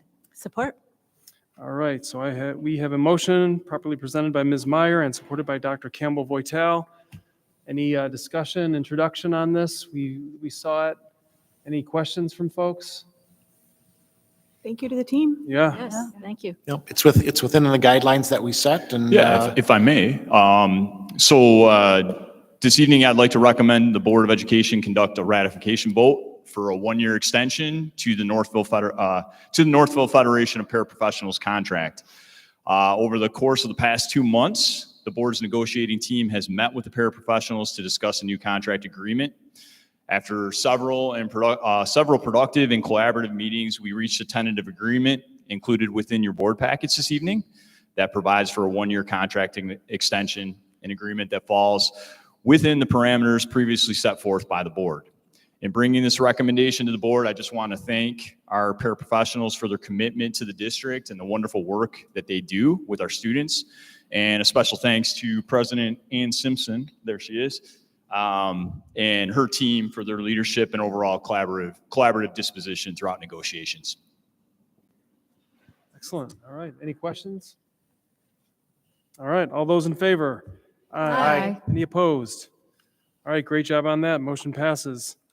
That brings us to number 12, our first reading, and I'll turn it over to Ms. Meyer again. All right, once again, I bring forward motion 120 that the board accept policy 2143, personal electronic devices for first reading as presented. Support. All right. So I have a motion properly presented by Ms. Meyer and supported by Ms. Prescott. Any introduction, a little background? Well, we had discussed at previous board meetings about having a K-8 away for the day board policy. As first reading, we're not voting on this evening, but as the HR Policy Committee, this is the draft that we present to the board as a committee that we worked alongside Ms. Peck and Dr. Weber. And I have loved to hear any questions, comments that other board members may have regarding this policy draft. So I'm only going to make one recommendation to the team, and it's just one word change. At the end of that first paragraph, we make a comment about smartwatches and other cellular devices. I'd like to actually strike cellular and put wireless devices. Cellular refers to a specific methodology for cell phones. Cell phones also work on Wi-Fi, which is technically not cellular. Plus, there are some things coming down the pipe. So I just want to change it from being specific cellular to say wireless devices. And that way it covers a broader spectrum of things and covers a technology, wireless technology that we may not know about today. So I appreciate that. That was definitely one of the things that we talked about, based on Mr. Boffman's, we want to make sure there may be a chance in the near future or the immediate distant future that we have to revisit this policy because to your point, it seems like the devices are changing what they are. We might have to have one about bringing your own personal robot in or whatever, but we do want to make sure that we capture the devices as they are today and in the near future. So that's it. That was my only comment, just the one word change. I did want to also point out that alongside this, we've also been updating the student handbooks. And so that isn't in this, but it also is being updated to reflect, the information in here. And Ms. Peck, that's gone out to the building principals for review. And, that doesn't require a board vote Thank you because for it's not a mentioning that, policy, yes. but it would only reflect the policy as voted on, but there are some aspects of it that would change regardless.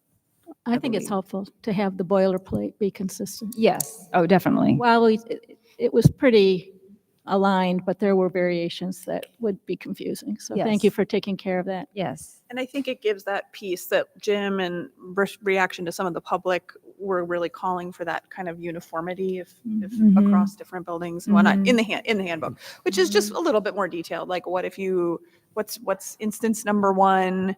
I think I'm certain we aligned to the Hillside model of what instance number one merited. Consequences for consequences. violations. Yeah. So that was, but we also, and thank you to Rebecca and the whole team who got, other policies to look at from other districts and took this to the principals. And there was like a couple of cycles back and around again on the pieces.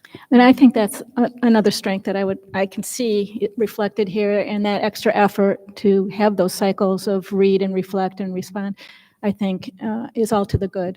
And so thank you for that extra effort. Appreciate that.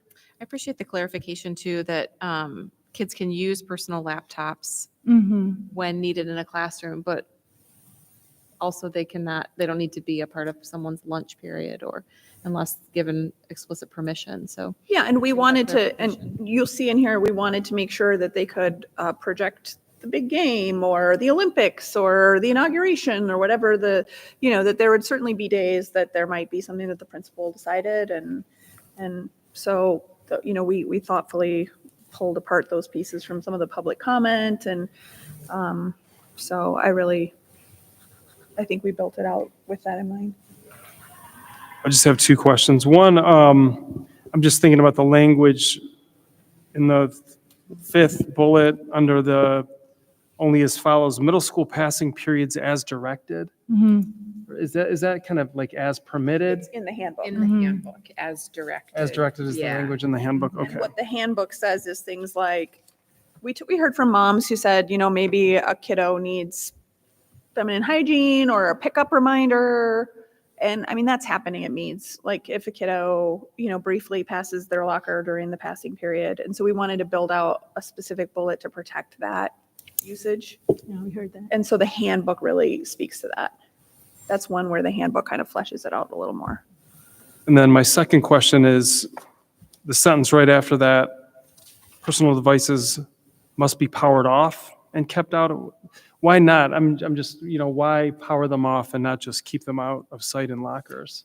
Frankly, so that they're not utilized with other devices. So your personal cell phone could be used to provide cellular service to a watch or another device.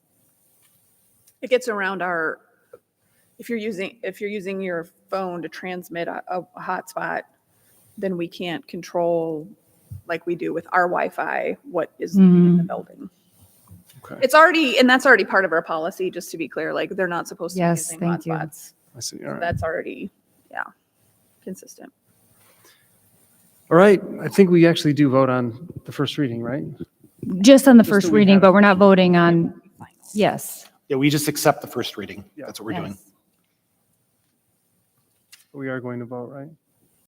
Can I just get clarification? Oh, yes, please. On, before you vote, are we changing the language, the cellular device connection? For it to be wireless To instead wireless, of cellular? yeah. Okay.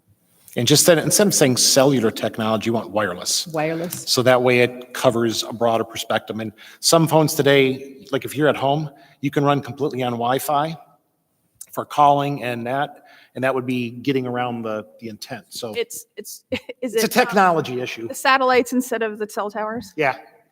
Eukaryotes, prokaryotes, cellular, not cellular. Bad joke. Okay. All right, all those in favor? Aye. Aye. Any opposed? All right, so the motion passes. That brings us to Dr. Campbell-Boytel, instructional materials, please. Let's see here. This is item 13, instructional materials, Respondus Lockdown Browser. I bring motion 121 that the board award a contract to Respondus for Lockdown Browser totaling $4,045 for the 2024-25 school year as presented. Support. All right, so I, Just a technicality comment. This is actually underneath our board policy that we actually have to vote on it. But since it was already on the agenda, we didn't take it off. But technically, we don't necessarily have to approve this one since it's under the 20,000 limit.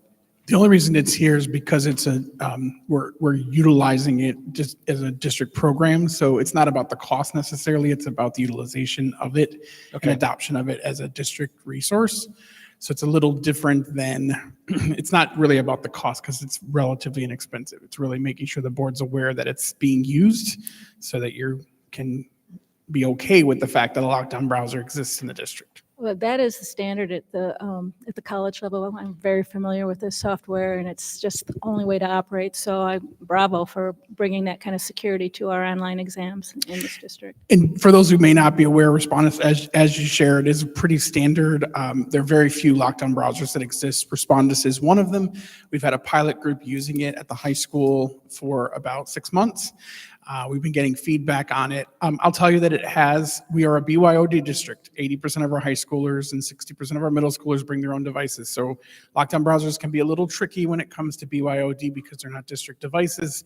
What we have messaged to students and parents is that if you, in the classes where it's been piloted, is if you would like to use your device, you need to load the lockdown browser. If you don't want to use your device when an exam is given, you have to use a district device to take the exam. A lockdown browser is really just attached mostly to Schoology, so that when teachers give an assessment, they can attach the browser, which means that students can't leave that screen to go other places like Google or to AI to look up information. They have to stay on that screen and they can't move away, whether they're here or at home taking an exam. And it just gives it a layer of security. It's very inexpensive. As you can see, it's only $4,000 for the entire middle and high school to have access to it. But it is a new feature we have not provided in the past, is a lockdown browser.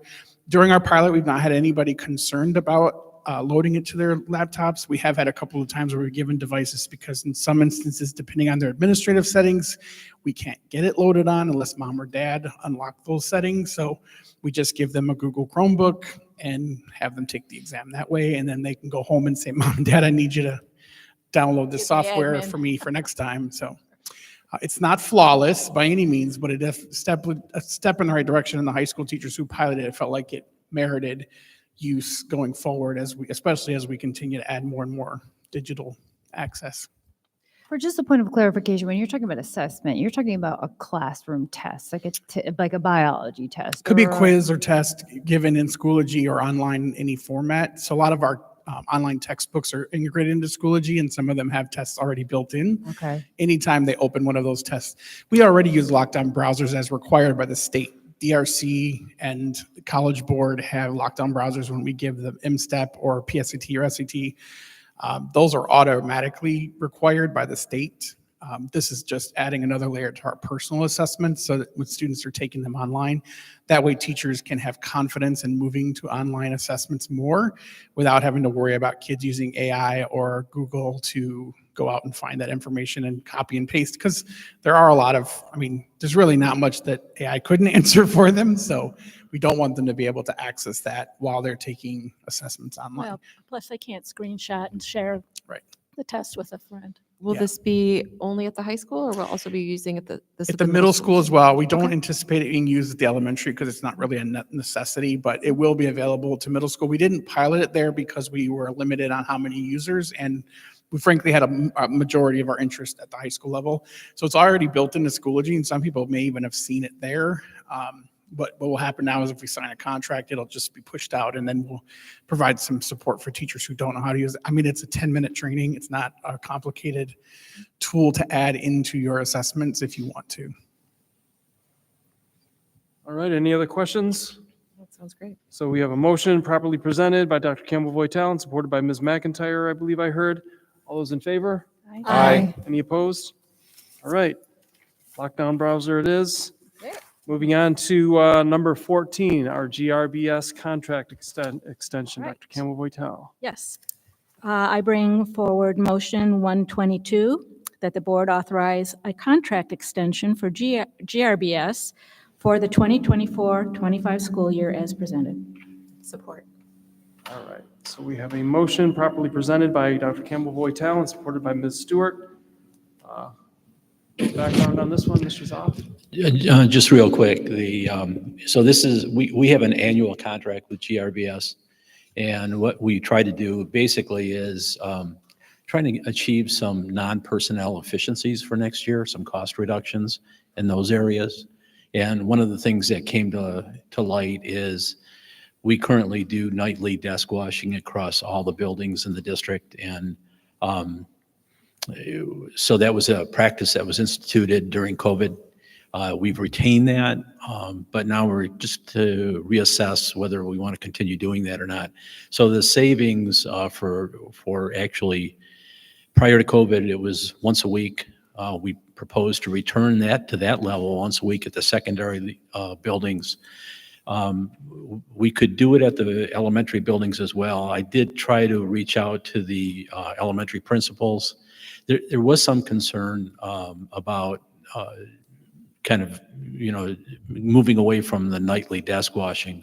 Although Karen had asked the question, is this something that, we couldn't, we do something to, do we really have to do this on a nightly basis? But I was glad Karen asked, because what came to light is that we did have a couple of buildings where it was not being done on a consistent basis. So we want to be sure we follow up, and we'll follow up with GRBS on that. But the one thing that I think the elementary principals are concerned about is, again, the kids, the elementary kids do eat in the buildings or in their classrooms every day. The other thing too is lots of times what teachers do will use our disinfecting wipes, and they'll kind of clean off the desk. And after a certain period of time, that kind of leaves a residue on top of that desk. So if we were to leave it to go for a whole week and then clean it, it would get pretty grungy.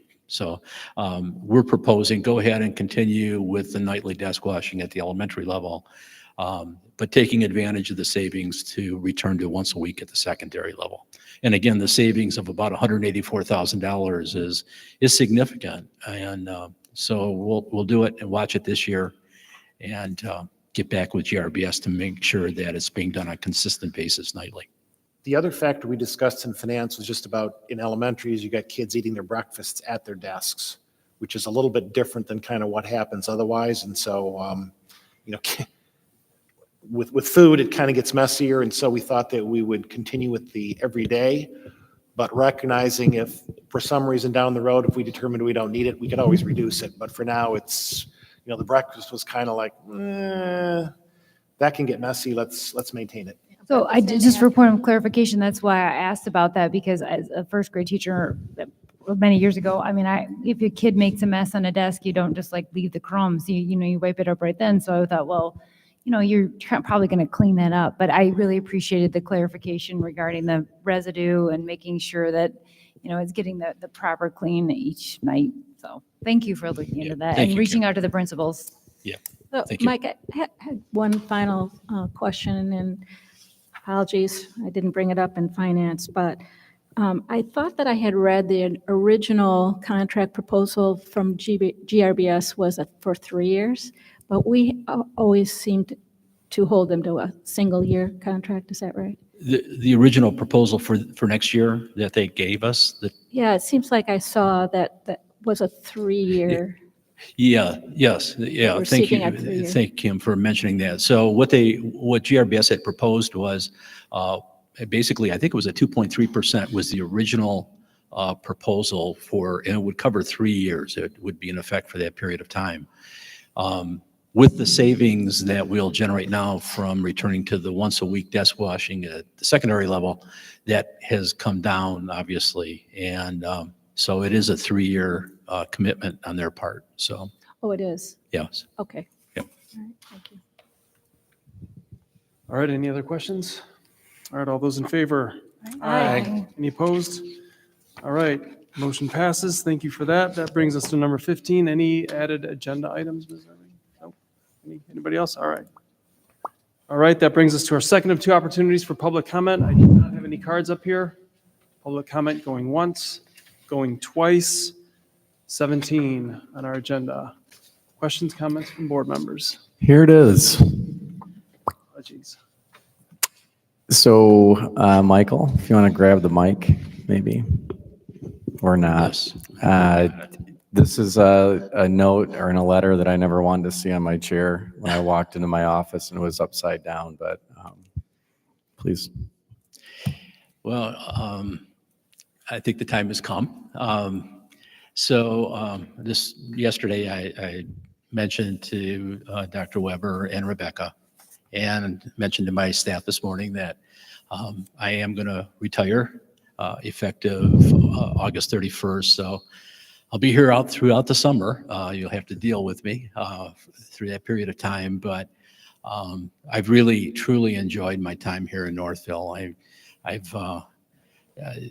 came here in July of 2010, probably with the full intention of working maybe 3 or 4 years.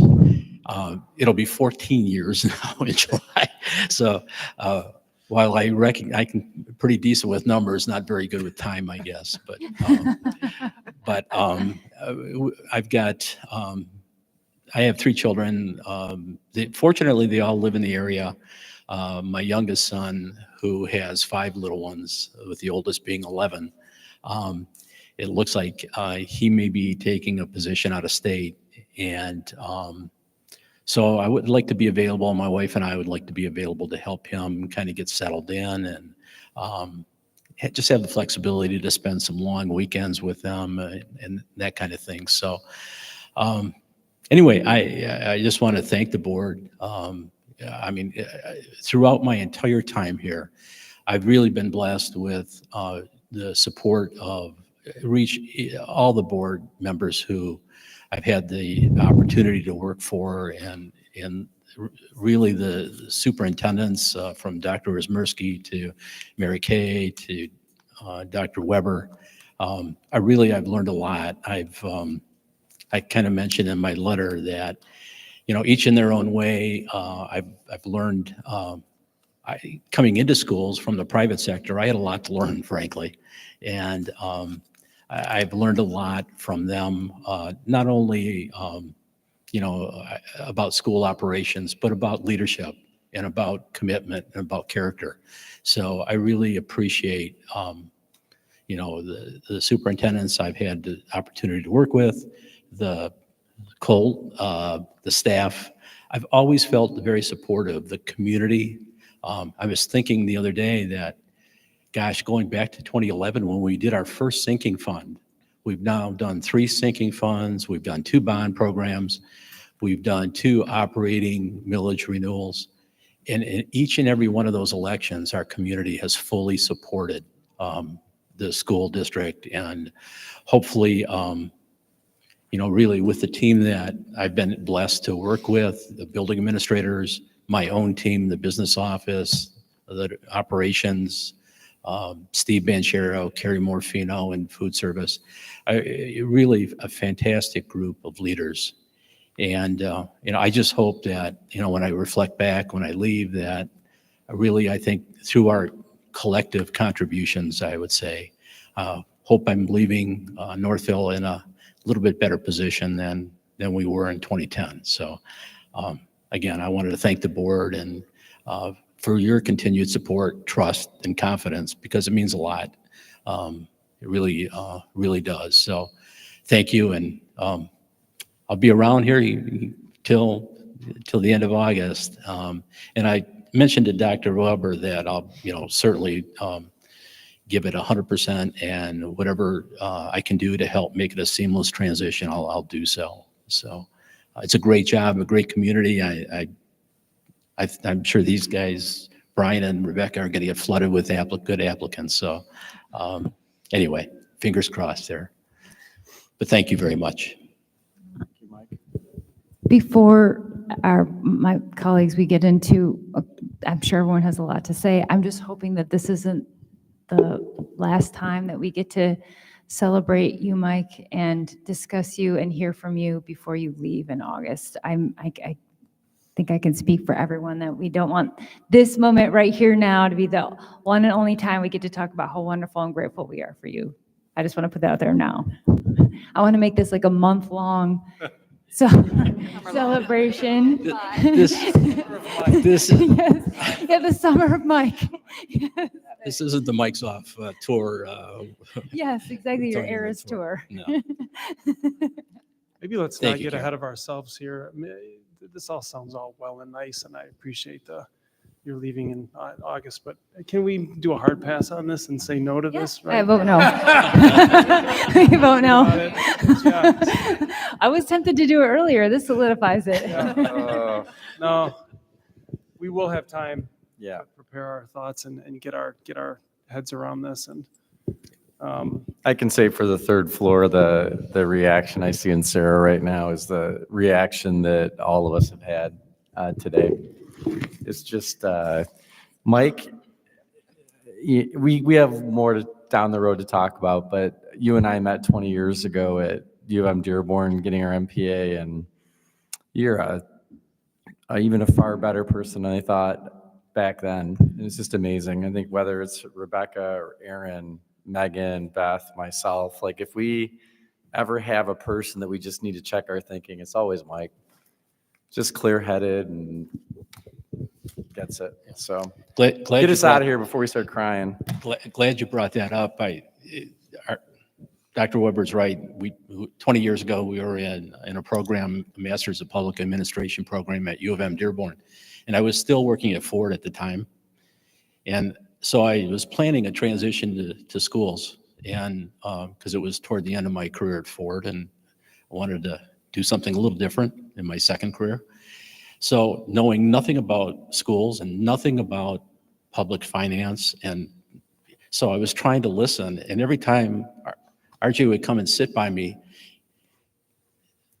our instructor is trying to talk and I'm trying to listen. And RJ's asking me about, hey, what's the new model? What's the new vehicle coming out that Ford's got? What, you know, and he It's wanted to talk curiosity, Mike. RJ, I'm trying to listen. No, I enjoyed it. I do appreciate though, okay, in all seriousness, we do have a couple months here, whatever, however much time, but it is summer. We don't have a ton of meetings. So I think we have to do this right. And so without having a plan in mind, I mean, let's recognize that we don't have a ton of meetings this summer. I can also. only imagine that all the school board members that are going to want to be present, you know, Yeah. the prior people and you're also the, you know, colleagues and retired that are going to want to be able to be here. I can't even. And I think you also have to be ready to like set office hours aside to just do like a final deep dive into all of the stuff, you know, because I feel like every time I have come to you and said, it's just not making sense. And you're like, just sit down. You're so calm and, you know, comforting. And even though it's a very big spreadsheet and it's very confusing, you make it, you're very gentle with us. And I really appreciate that.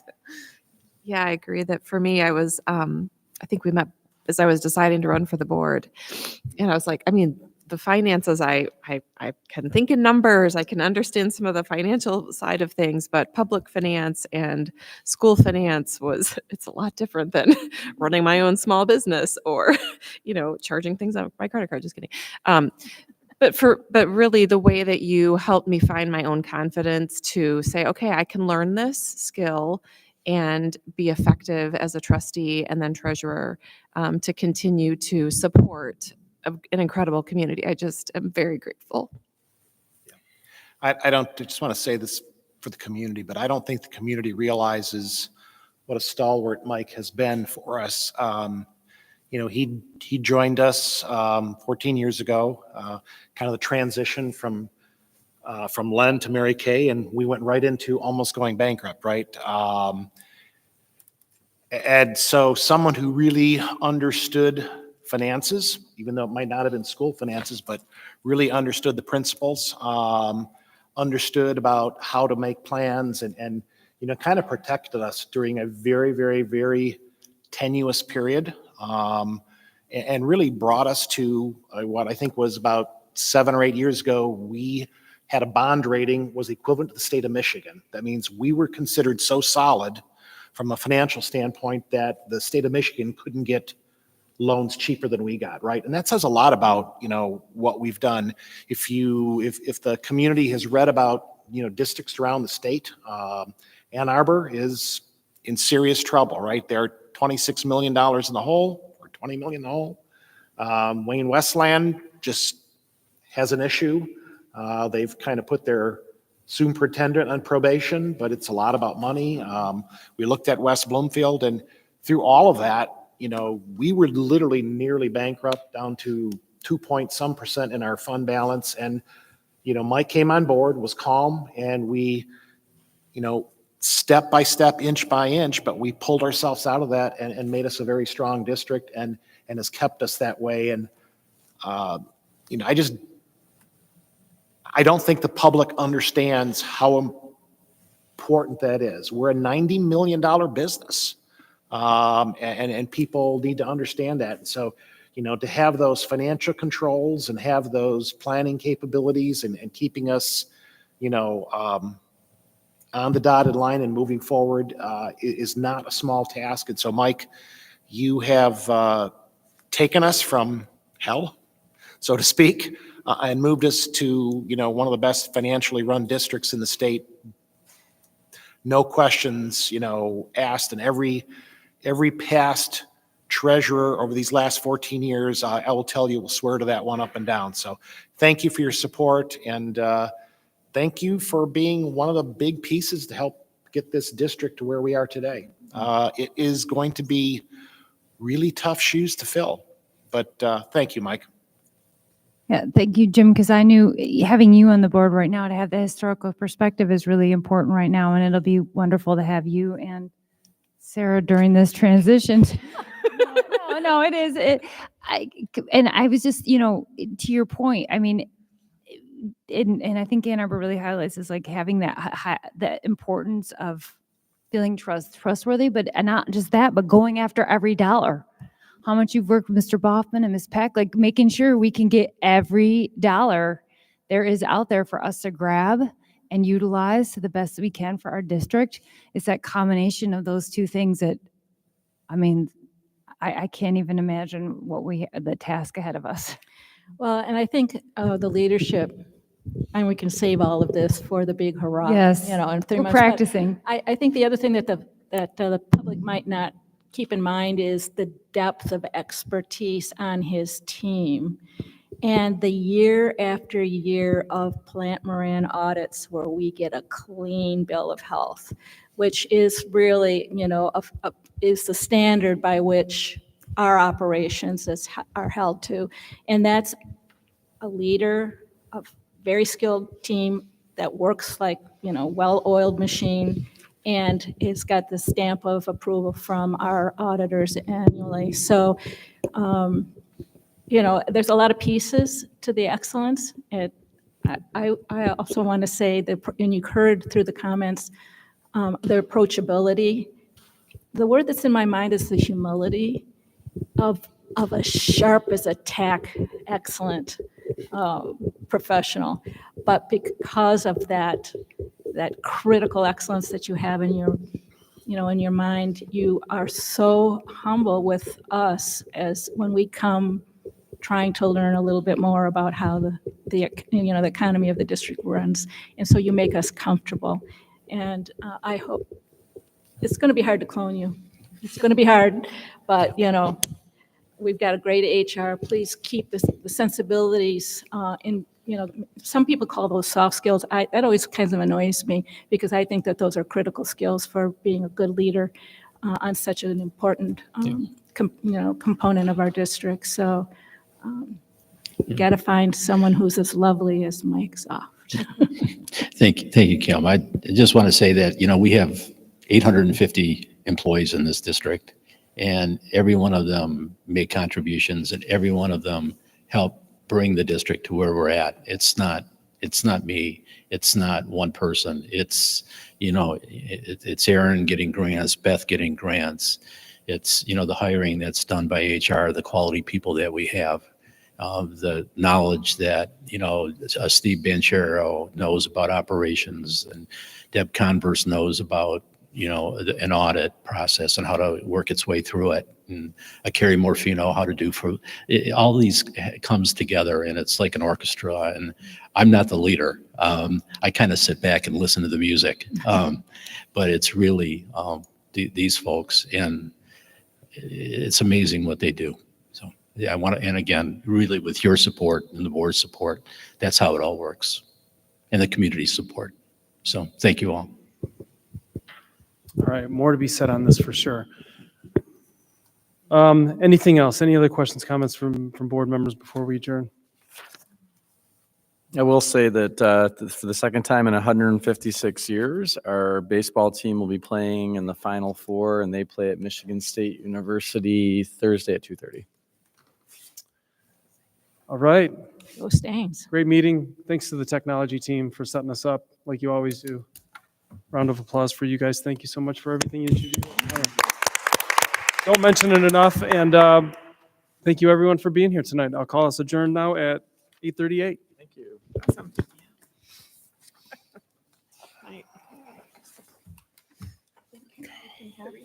can have another one.